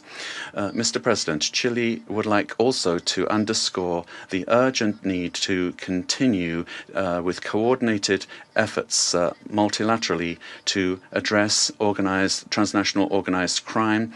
And we're also convinced that Latin America and the Caribbean must continue to be a zone of peace, because that zone of peace not only serves Latin America and the Caribbean, but the entire world. An armed conflict will have devastating humanitarian consequences in Venezuela and in the region. It will worsen the suffering of the civilian population and worsen even further the displacement, insecurity and vulnerability aspects of the situation. We reiterate that any differences must be dealt with exclusively through peaceful means in strict respect for international law, the sovereignty of states, and the prohibition of the use or the threat of the use of force. As was recently indicated by the heads of state of Brazil, Chile, Mexico, Uruguay, and Spain, we express our concern with regard to any attempt to control government administration or foreign ownership of strategic assets. This would be against international law and would threaten the political, economic, and social stability of the region. Mr. President, given this complex scenario, Chile welcomes the role that could be played by multilateral fora. And here, particularly, we would refer to the role of the United Nations, and particularly the role that could be played by the Secretary-General and by this Council, with the consent of the parties involved to contribute to de-escalating the situation and searching for an understanding that would favor a peaceful and lasting exit to the crisis. Prudent leadership and experience of our organization, as well as the regional organizations and mechanisms, could be very relevant to avoid a further worsening of the situation and to keep open the channels of communication. Chile reiterates its preparedness to support constructive initiatives that will point in this direction and work together with countries of the region and with the international community for stability and mutual understanding and respect for the principles that underpin this organization. Thank you. I thank the representative of Chile for the statement and now give the floor to the representatives of Brazil. Mr. President, We'd like to thank Somalia for convening this emergency session of the Security Council. Brazil categorically and firmly rejects the armed intervention in Venezuelan territory in flagrant violation of the Charter of the United Nations and of international law. The bombings on Venezuelan territory and the capture of its president cross an unacceptable line. These acts constitute a very serious affront to the sovereignty of Venezuela and set an extremely dangerous precedent for the entire international community. The Charter of the United Nations establishes as a pillar of the international order the prohibition of the use of force against the territorial integrity or political independence of any state, except in the circumstances strictly provided for therein. The acceptance of actions of this nature would inexorably lead to a scenario marked by violence, disorder, and the erosion of multilateralism, to the detriment of international law and institutions. The effects of the weakening of international governance and cooperation mechanisms are already evident. The record number since the Second World War of 61 active armed conflicts, the unprecedented figure of 117 million people in situations of humanitarian disaster around the world, reflecting the increase in wars, displacement, and crimes against humanity, such as the genocide in Gaza, and the global increase in military spending, which is approaching the historical mark of $2.7 trillion. As Brazil has reiterated on numerous occasions, the norms that govern coexistence among states are mandatory and universal. They do not admit exceptions based on ideological, geopolitical, political, economic, or any other kind of interests or projects. They do not admit that the exploitation of natural or economic resources justifies the use of force or the illegal change of a government. The multipolar world of the 21st century, which promotes peace and prosperity, must not be confused with spheres of influence. We cannot accept the argument that the end justifies the means. This reasoning lacks legitimacy and opens the possibility of granting the strongest the right to define what is just or unjust, what is right or wrong, and even to ignore national sovereignties, imposing the decisions to be taken by the weakest. Latin America and the Caribbean have made peace a conscious, lasting, and irreversible choice.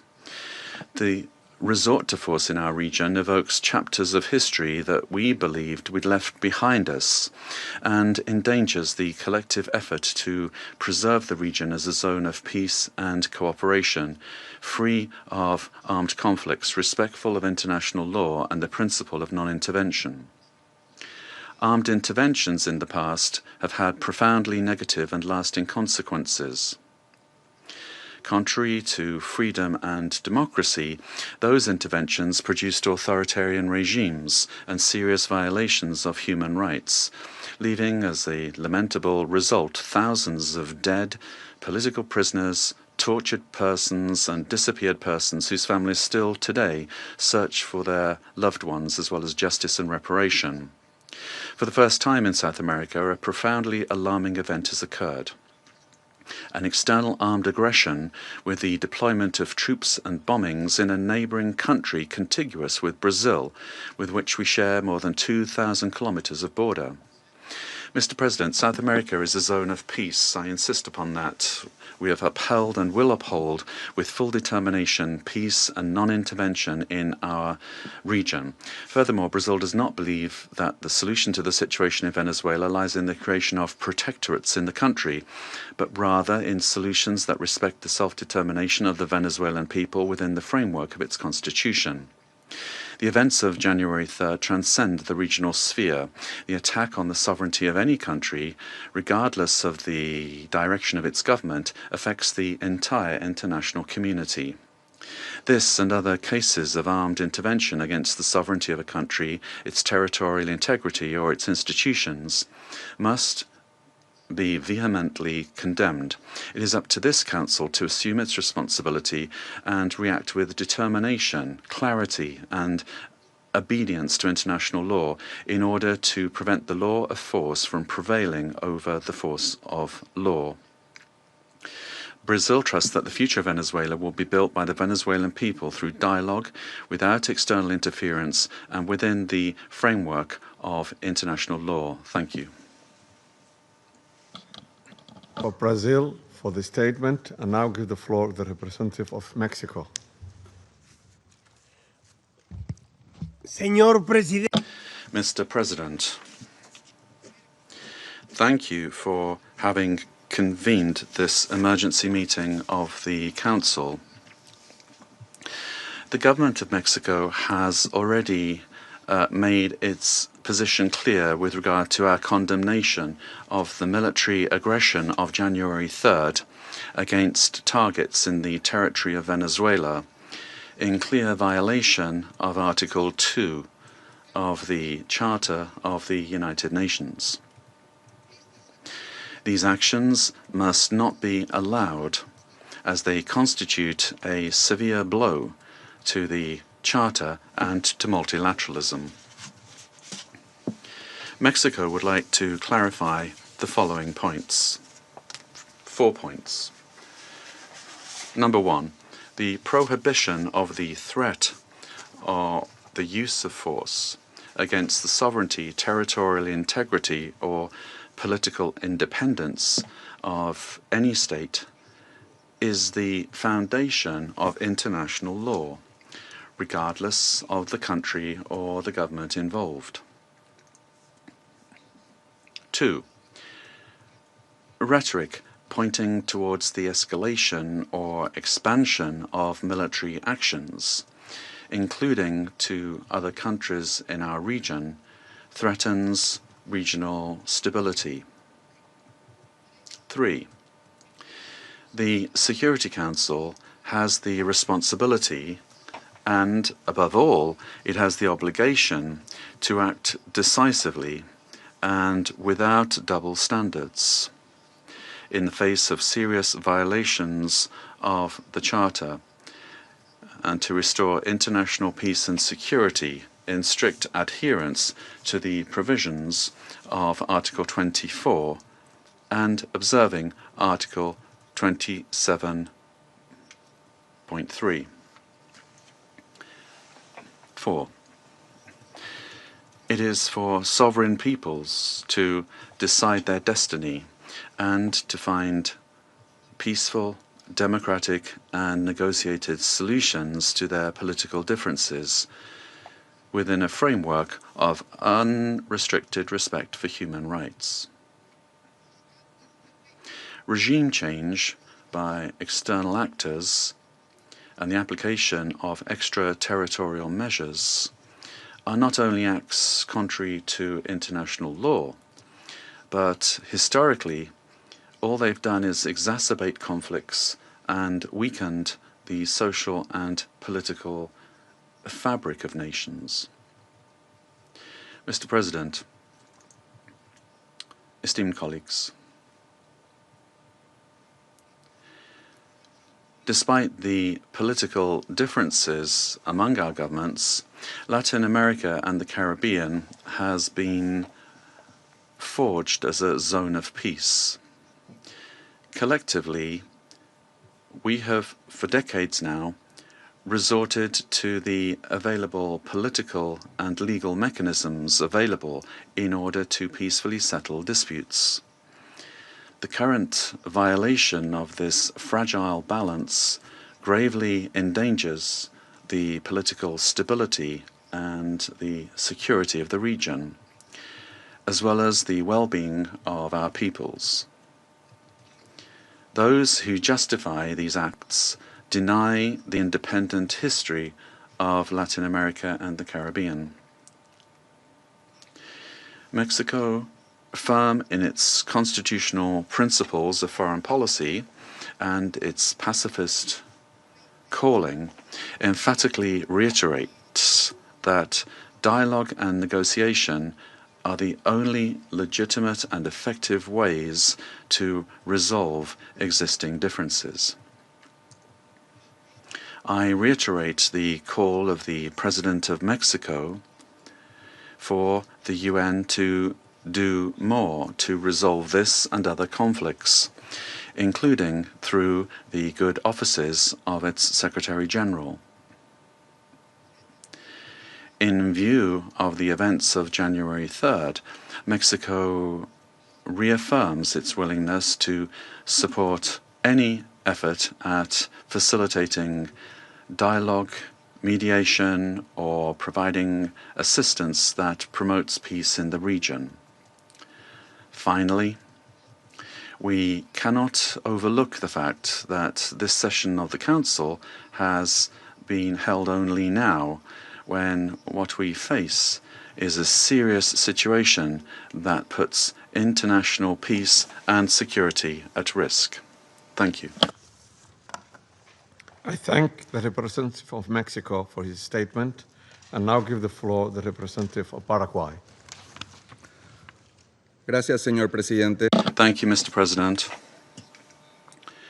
The delegation of Paraguay would like to thank the Presidency and the members of the Council for the opportunity to take the floor at this very important session. Paraguay has already pointed out the situation with regard to Venezuela under President Maduro and the Cartel de los Soles and the criminal organization that was formally declared as such by our national authorities, and his continued presence was a threat to the region. The exit of the leader of that terrorist organization should immediately lead to the restoration of democracy and to the rule of law in Venezuela, making it possible for the popular will expressed at the ballot box will be the foundation for reconstruction in Venezuela. We would also urgently call for the release of all political prisoners that are still in the prisons of that country, and we reiterate that a return to democratic institutions in Venezuela and the possibility for the legitimately elected authorities to resume their functions are fundamental steps for stability in the region. And finally, Paraguay reaffirms our historic commitment to the peaceful settlement of disputes, and we would observe the current events in Venezuela, and we would urge democratic means to be given priority for an ordered transition. Our commitment will continue to be to the democratic principles of the rule of law and peace in society. Thank you very much, Mr. President. I thank the representative of Paraguay for his statement and now give the floor to the representative of Cuba. Gracias, señor presidente. Thank you, Mr. President. Mr. President, Cuba aligns itself with the statement to be delivered by Eritrea on behalf of the group of friends of the United Nations and Uganda on behalf of the non-aligned movement. Since September of last year, Cuba has been denouncing the hegemonic and criminal plans of the United States and its aggressive projection against Venezuela and the region. We have clearly been exposed to the serious and unpredictable consequences of the irresponsible conduct of the U.S. government for the political, social, and economic stability of Latin America and the Caribbean, and more generally, for international peace and stability. On the 23rd of December, in this very body, we set out the sequence and escalation of actions carried out by the United States with the aim of overthrowing by force the legitimate and constitutional government of Venezuela and destroying the civic military union. The United States resorted to various maneuvers to materialize its plans for domination, including vile extrajudicial executions and acts of piracy, maritime terrorism against oil tankers and their crews in international waters of the Caribbean Sea, as well as the imposition of an illegal naval blockade against Venezuela and the politically motivated designation of its legitimate government as a foreign terrorist organization. Previously, it had subjected that country to prolonged unilateral coercive measures, economic asphyxiation, smear campaigns, and attacks against some of its important institutions, exposing it to a cruel psychological war. With absolute disrespect for the Charter of the United Nations and international law, including relevant resolutions adopted by this Council and by the General Assembly, on January the 3rd, United States military forces attacked Venezuela with total brutality and treachery, and in an unacceptable and barbaric act kidnapped its legitimate president, Nicolás Maduro, and his companion, Celia Flores. Cuba condemns in the strongest terms the military aggression of the United States against Venezuela, while categorically reiterating its absolute support and solidarity with the Venezuelan people, and joins the demand that the government of the United States release the constitutional president, Nicolás Maduro Moros, and his companion, Celia Flores. In the criminal attack perpetrated by the United States, 32 Cubans lost their lives in combat actions. They were carrying out missions on behalf of the Revolutionary Armed Forces and the Ministry of the Interior at the request of counterpart bodies of that country. Our compatriots honorably fulfilled their duty and fell after fierce resistance in direct combat against the attackers or as a result of the bombings of the facilities. Through their heroic actions, they upheld the solidarity sentiments of millions of our compatriots. Mr. President, the cowardly U.S. aggression against Venezuela is a criminal act in violation of international law and the UN Charter. It constitutes a dangerous escalation of the sustained war campaign waged for years by the United States against that sister nation, which intensified since September 2025 with the aggressive naval deployment in the Caribbean Sea under mendacious pretexts and unfounded accusations without any evidence whatsoever. The U.S. military attack against Venezuela has no justification whatsoever. It does not respond to any provocation, nor does it possess legitimacy. It is based on the aberrant doctrine of peace through force and undermines the stability and peace that have characterized our Latin American and Caribbean region for years.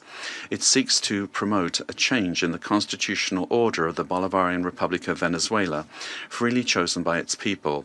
Its ultimate objective is not the false narrative of combating drug trafficking, but control over Venezuela's land and natural resources, as has been openly and shamelessly declared by President Trump and his Secretary of State. This is an imperialist and fascist aggression with objectives of domination that seeks to revive the U.S. hegemonic ambitions over our America, anchored in the outdated Monroe Doctrine. It also seeks to intimidate and subjugate the governments of Latin America and the Caribbean. Cuba calls for an urgent reaction from the international community against this criminal attack on Venezuela, a peaceful nation that has not attacked the United States or any other country.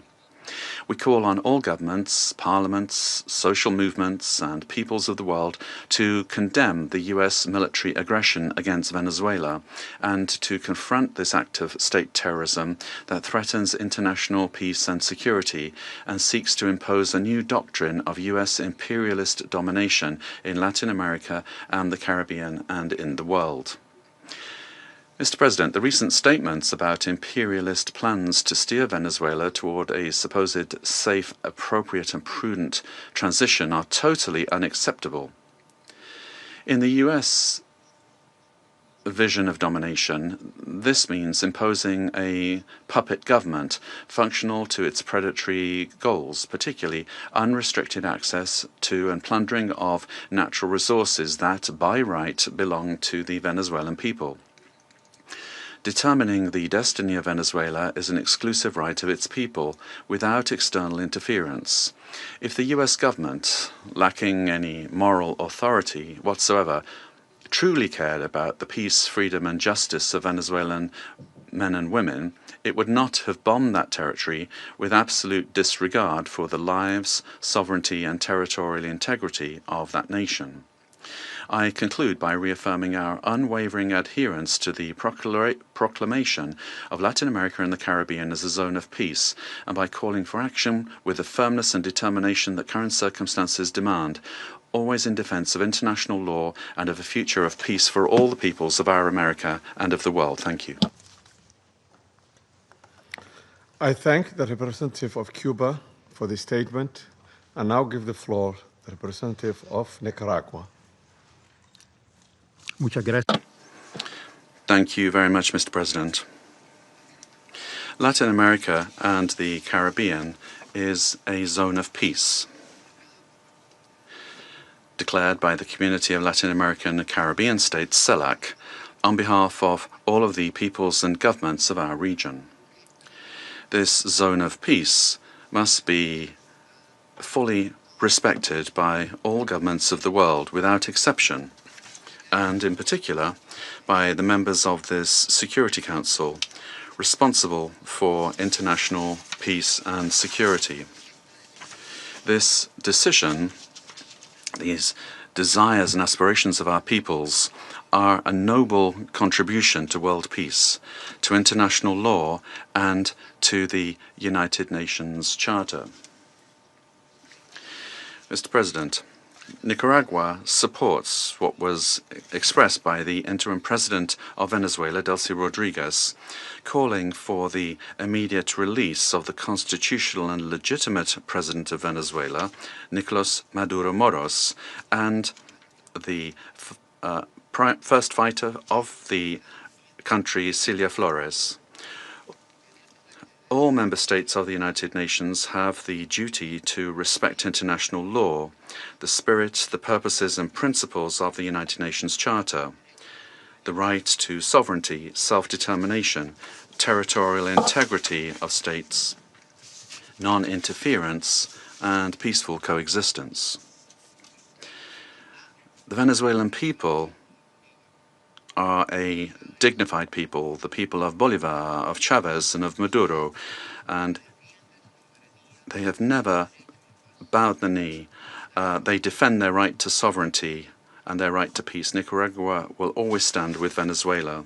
Peace has been deeply damaged, and the human family, the community of nations, the peoples of the world. We urge all of you to respect the dignity of all peoples. Thank you. I thank the representative of Nicaragua for the statement and now give the floor to the representative of Trinidad and Tobago.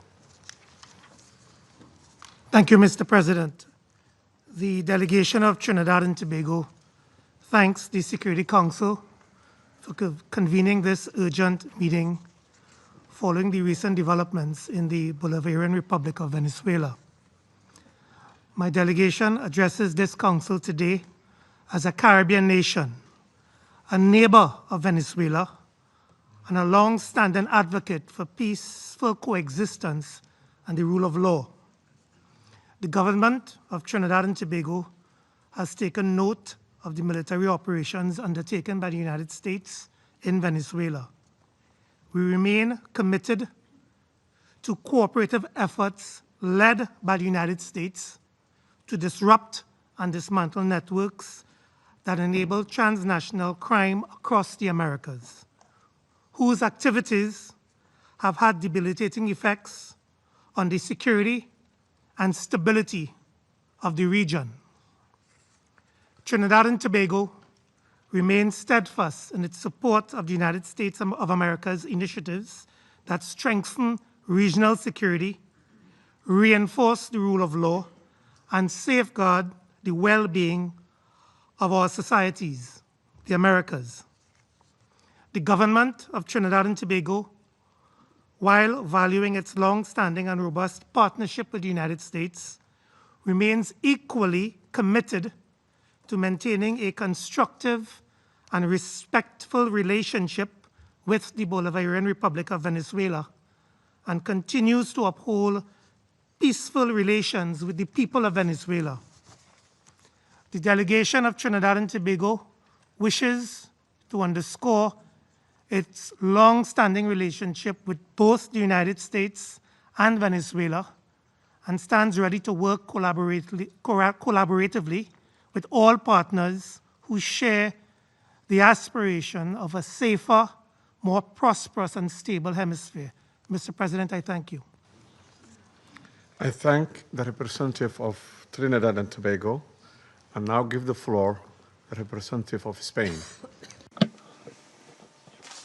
Mr. President, at the outset, allow me to congratulate you on assuming the monthly presidency of the United Nations Security Council and wish you every success in the discharge of your duties. I thank you for convening this important meeting, and I also extend my thanks to the Under-Secretary-General and Head of Political and Peacebuilding Affairs of the United Nations, Madam Rosemary DiCarlo. Thank her for the information provided today. Spain would like to express our profound concern about what's happened in Venezuela. And as the Secretary-General of the United Nations has noted, it constitutes a very worrying precedent with implications for the region and for the world. Respect for the principles of the Charter of the United Nations, particularly the sovereignty and territorial integrity of states and the prohibition of the use or the threat of use of force, is indispensable to ensure international coexistence. Spain defends the validity of an international order that is rules-based, where it is imperative, as set out in Article 2.3 of the Charter, to pursue the peaceful settlement of disputes. We consider that these actions constitute a very troubling precedent for regional peace and security, and we recall that the natural resources of a country are part of its sovereignty. We share the view that the fight against organized crime in the region is a priority, but that fight can only be waged through international cooperation. We also share the view that it is a priority to defend human rights and fundamental freedoms in Venezuela. Spain seeks to work for peace, stability, democracy, progress, and social justice, and that cannot be imposed by force. It can only come through broad dialogue among Venezuelans, leading to a peaceful and democratic Venezuelan solution. It must be the voice of the Venezuelan people that determines the destiny of Venezuela.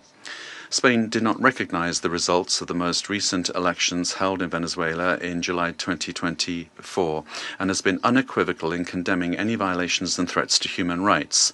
We have provided protection to opposition leaders who have been persecuted and have expressed firm rejection of any undemocratic conduct and abuses against the citizenry, but such condemnation can only be exercised with full respect for international law. Spain will work to unite Venezuelans, men and women, and is committed to dialogue and peace because force never brings more democracy. Thank you, Mr. President. I thank the representative of Spain, and I now give the floor to the representative of South Africa. Thank you, Mr. President. We wish to congratulate the Federal Republic of Somalia for assuming the rotating presidency of the United Nations Security Council for the month of January, and wish you and your delegation all the best in the execution of your responsibilities. We also wish to thank you for convening this debate and affording all UN member states to participate because the situation in Venezuela concerns all UN member states, given its implications for the credibility of the UN Charter and international law. Mr. President, integral to the maintenance of international peace and security since the establishment of the United Nations is the understanding that no nation can claim to be legally or morally superior to another. We are all nations born out of different histories and contexts, ascribing to the common values and principles enshrined in the Charter of the United Nations. Chief amongst these principles is the sovereign equality of all its members. By signing the Charter, we have all committed to settle our international disputes by peaceful means in such a manner that international peace, security, and justice are not endangered. We have also committed to refrain in our foreign relations from the threat or use of force against the territorial integrity or political independence of any state, or in any other manner inconsistent with the purposes and principles of the United Nations. The International Court of Justice has also previously affirmed that international law prohibits the use of force and intervention in another state's affairs. Due to the shortcomings of its predecessor, the League of Nations, the UN was created to prevent countries from resorting to conflict, to settle disputes and prohibit the use of force unless it is done in a legally prescribed manner. In doing so, the UN has played a pivotal role in ensuring peaceful existence amongst nations, including in ending the colonial subjugation by powerful countries over others, underpinned by respect for the equal rights of nations, large and small, and respect for the principle of equal rights and self-determination of peoples. Joining the organization and committing to its principles afforded protection to many of us, with the supposed assurance that no longer would one nation be seen as inferior to another. Unfortunately, when countries ignore the Charter and act contrary to its central premise, it undermines the credibility of the entire system, in which we all undertake our international relations. The stability of the international system depends not only on the respect, but on the consistent application of these established legal norms. We all benefit from a rules-based international order based on international law. When we break those norms, we invite anarchy and an environment where might makes right, ignoring the complexity of interrelations and interdependence in our modern world. Mr. President, the unilateral military strikes carried out by the United States of America against Venezuela and the abduction of President Nicolás Maduro and his spouse from Venezuelan territory for transfer to the United States wantonly violates the sovereignty and territorial integrity and independence of Venezuela. These actions are also in stark contrast to our established legal norms, reinforcing the belief that might is right and undermining diplomacy. History has repeatedly demonstrated that military invasions against sovereign states yield only instability and deepen crises. Unlawful unilateral force of this nature undermines the stability of the international order and the principle of equality among nations. Such use of force also undermines the institutional infrastructure established to regulate relations among nations. We have seen examples of these in Libya, Iraq, and countless cases in Africa where foreign interventions and interference create security crises and undermine national governance institutions cultivated through nuanced and complex national contexts. South Africa stresses that allegations of internal governance challenges, human rights concerns, or acts of criminality by a head of state cannot justify a breach of the Charter's prohibition on the use of force, particularly Article 2.4 of the Charter. The peaceful resolution of disputes and internal matters must proceed in accordance with international law and through multilateral mechanisms. Additionally, under international law, a state has exclusive jurisdiction over persons and conduct within its own territory. Any enforcement of domestic law, including arrest by one state within the territory of another state without the state's consent, is an unlawful violation of sovereignty. There are recourse mechanisms at the disposal of states to implement international law. This includes taking action by bringing a case before the International Court of Justice or seeking action from the Security Council. We note the statement issued by a group of concerned countries, mainly those in the Latin American region, most affected by the developments in Venezuela, which reiterates that the situation in Venezuela must be resolved exclusively through peaceful means, through dialogue, negotiation, and respect for the will of the Venezuelan people in all its expressions, without external interference and in accordance with international law. Mr. President, each one of our countries, including our peoples, that are members of this organization and that are bound to its charters, have the right to determine our own democratic and political path. This inherent charter-given right to self-determination cannot and should not be abrogated. If we do not stand up for the sovereign rights of any nations or states when they are undermined and wantonly violated, then which one of us are safe or are guaranteed protection by the principles of the Charter and international law? Failure to act decisively against such violations is a tantamount to inviting anarchy and normalizing the use of force and military might as the main form of discourse in international politics. This would be a regression into a world preceding the United Nations, a world that gave us two brutal world wars, and an international system prone to severe structural instability and lawlessness. We cannot afford to proceed into a complex future without the stability and protection afforded by international law. I thank you. I thank the representative of South Africa for his statement, and I now give the floor to the representative of Eritrea. Thank you, Mr. President. Allow me at the onset to congratulate Your Excellency and the government of the Federal Republic of Somalia on assuming the presidency of the Security Council for the month of January.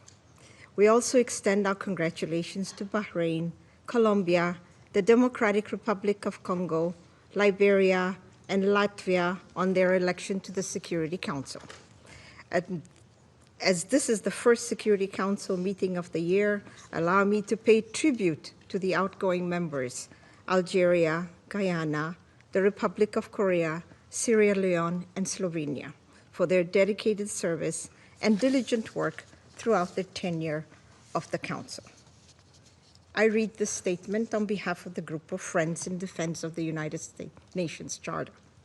The Group of Friends in Defense of the Charter of the United Nations condemns the most unequivocal and categoric manner the act of aggression perpetrated on 3rd January 2026 against the Bolivarian Republic of Venezuela by special forces of the United States of America, which included armed attacks against civilian and military objects in the capital city of Caracas, as well as in various other cities of the Venezuelan territory, and the illegal abduction of the President and First Lady of the Bolivarian Republic of Venezuela, His Excellency Mr. Nicolás Maduro Moros, and Her Excellency Mrs. Celia Flores de Maduro.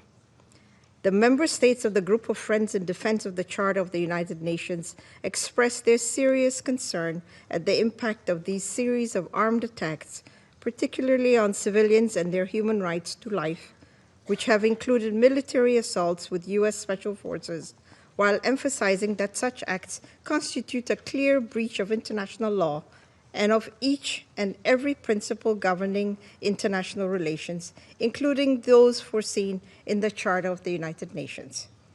The Group of Friends of the Charter of the United Nations reiterates its firm support to the constitutional government of the Bolivarian Republic of Venezuela under the leadership of President Nicolás Maduro Moros, and emphasize the importance of ensuring strict respect for the inviolability of the immunities accorded to heads of states and government under international law, while renewing its unwavering solidarity with the Venezuelan people in their ongoing struggle for defending their homeland, including through the actions it may take within the framework of international law to exercise its inalienable right to self-defense. The member states of the Group of Friends in Defense of the Charter of the United Nations demand for the immediate cessation of all hostilities against the Bolivarian Republic of Venezuela, for the full respect for the sovereignty, territorial integrity, political independence, and inalienable right to self-determination of the Bolivarian Republic of Venezuela, for the immediate return of President Nicolás Maduro and First Lady Celia Flores de Maduro to the Venezuelan national territory, and for those responsible for these acts of aggression to be held accountable. The Group of Friends of the Charter of the United Nations firmly reject the remarks delivered by the President of the United States of America during the afternoon of 3rd January 2026, in which he not only threatened with additional airstrikes against the Venezuelan territory, but also claimed to resolve to occupy and govern the Bolivarian Republic of Venezuela, and to exploit the natural resources and administer the wealth of that sisterly nation in what can only be described as the confession of a clear plan of annexation that foresees, among others, the complete obliteration of the inalienable rights of the Venezuelan people, as well as the fundamental rights of the Venezuelan state as a whole. The member states of the Group of Friends of the Defense of the Charter of the United Nations call on all relevant international bodies, including the Security Council and the General Assembly of the United Nations, to swiftly mobilize in order to uphold the purposes and principles enshrined in the Charter of the United Nations, and to urgently take appropriate measures to avoid further escalation of the situation on the ground, particularly additional acts of aggression against the sovereignty and territorial integrity of the Bolivarian Republic of Venezuela, and preserve both regional and international peace and security. I thank you. I thank the representative of Eritrea for her statement, and I now give the floor to the representative of Islamic Republic of Iran. Thank you. In the name of God, the compassionate and merciful, thank you, Mr. President, for convening this emergency and important meeting. We acknowledge the presence of the Under-Secretary General Ms. DiCarlo at this meeting and extend our appreciation to Professor Jeffrey Saxs for his informative and insightful briefing. At the outset, I would like to extend my warm congratulations to Somalia on its assumption of the presidency of the Security Council for this month. I also wish to warmly congratulate the newly elected members of the Council, Bahrain, Colombia, Republic of Congo, Latvia, and Liberia on their election. Mr. President, the Islamic Republic of Iran would like to associate itself with the statement delivered by Eritrea on behalf of the group of Friends in Defense of the Charter of the United Nations and wishes to make the following remarks in its national capacity. First, the Islamic Republic of Iran condemns in the strongest possible terms the military attack carried out by the United States of America against the Bolivarian Republic of Venezuela. This illegal act constitutes a state terrorism, a manifest violation of Charter of the United Nations, particularly Article 2, Section 4 and Section 7, and peremptory norms of the international law and amounts to an internationally wrongful act and a full-fledged act of aggression. Such military aggression against an independent member state of the United Nations establishes a serious breach of regional and international peace and security with far-reaching consequences for the international system as a whole. Second, the abduction of democratically elected president and the First Lady of the Bolivarian Republic of Venezuela by the United States constitute a flagrant violation of customary international law, including the principles of the inviolability of the immunities accorded to the heads of a state and government under international law, and represent a grave assault on the sovereign equality of states. The Islamic Republic of Iran recalls Venezuela's inherent right to self-defense and underscores the legal responsibility of the United Nations, in particular the Security Council, to take immediate measures to halt this unlawful aggression and to ensure accountability for all those responsible. Iran also affirms its full support for the people and legitimately elected government of the Bolivarian Republic of Venezuela. Third, the United States is openly seeking to substitute its domestic law for international law and the Charter of the United Nations. This represents a serious warning to the international community and to all member states. Such unlawful conduct strikes at the very foundations of the Charter-based international legal order and establishes a dangerous precedent that must be categorically and unequivocally rejected. The so-called declared U.S. policy of peace through strength prescribed the law of the jungle and the rule of force instead of rule of law, and if tolerated and normalized, would render the collective security system established by the Charter ineffective and devoid of purpose. Fourth, the continued inaction and paralysis of the Security Council in the face of the explicit threat and act of aggression by the United States have fostered a dangerous climate of impunity. It has emboldened the United States to persist in unlawful conduct that poses a grave threat to regional and international peace and security. In recent days, the President of the United States had repeatedly issued public threat of the use of force against the Islamic Republic of Iran in manifest violation of Article 2 of the Charter of the United Nations. At the same time, the United States is shedding crocodile tears for the Iranian people and hypocritically claims to support them while maintaining a well-documented record of intervention, the use of force, and the imposition of unlawful unilateral coercive measures against Iran. This includes its direct political, military, and operational support and involvement for Israeli regime unlawful joint war of aggression against Iran between 13 and 24 June 2025, which resulted in loss of civilian life, attacks on civilian infrastructure, and serious violations of fundamental human rights of the Iranian people. Iran reaffirms its inherent right to defend its sovereignty, territorial integrity, and national security, and to protect its people against any foreign interference. the United States of America will bear full responsibility for consequences arising from its unlawful threats and any ensuing escalation. Finally, we unequivocally reject the baseless allegation and unwarranted reference made to Iran by the representative of the United States at this meeting. The facts on the ground are clear, speak loudly for themselves, and cannot be concealed by political rhetoric or manufactured narrative. I thank you. I thank the representative of Islamic Republic of Iran and now give the floor to the representative of Uganda. Thank you, Mr. President. I have the honor to deliver this statement on behalf of the Non-Aligned Movement, NAM, representing 121 member states united by the shared principle of respect for the sovereignty and territorial integrity of all nations.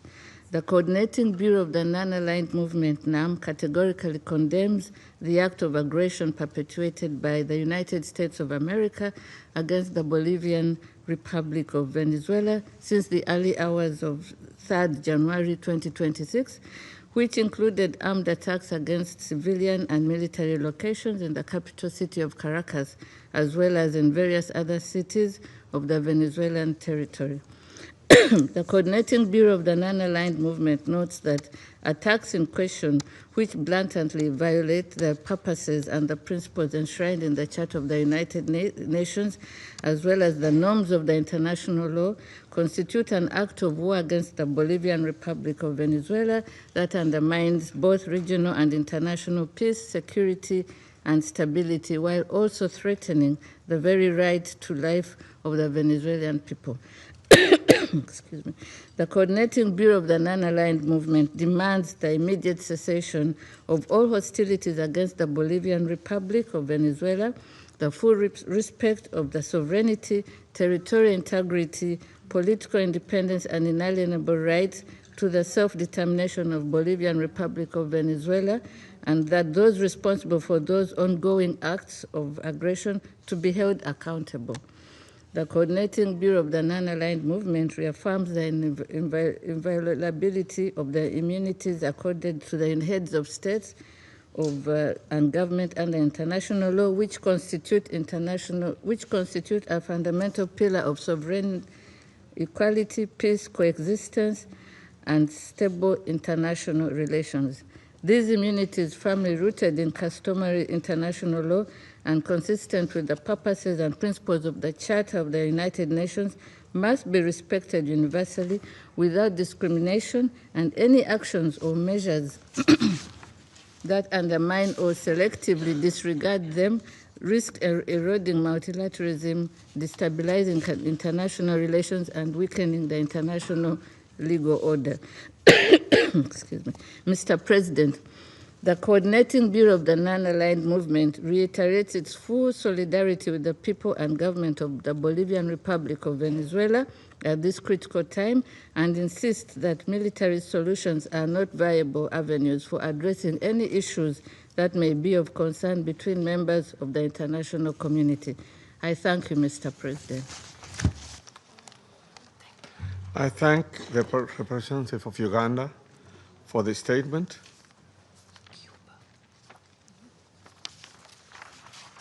I now give the floor to the representative of Cuba, who has asked for the floor to make a further statement.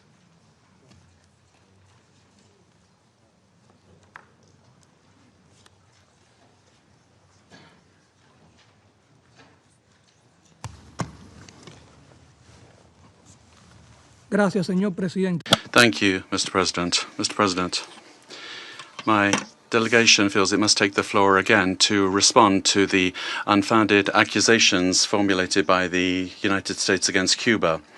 We are indignant that those that have led unilateral aggressions and systematic violations of international law pretend to judge other sovereign states with a totally immoral and irresponsible attitude lacking respect. We fundamentally reject the accusations that Cuba has intelligence assets in Venezuela. These kinds of statements lack any factual base and are a clear attempt to take the eyes of the world off the criminal acts of the United States in the region. Cuba strictly respects the sovereignty, independence, and inalienable right of the Venezuelan people to decide their own destiny, as established by the United Nations Charter.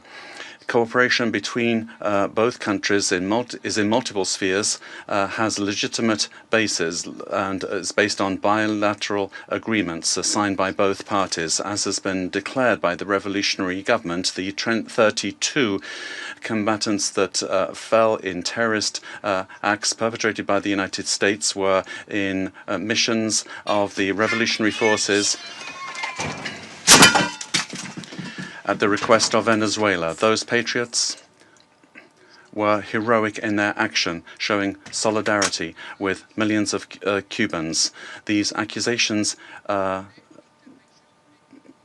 attempt to suggest that Cuba is involved in this way in Venezuela. We categorically reject that. Thank you. I thank the representative of Cuba for the statement. There is no more names inscribed on the list of speakers. The meeting is adjourned.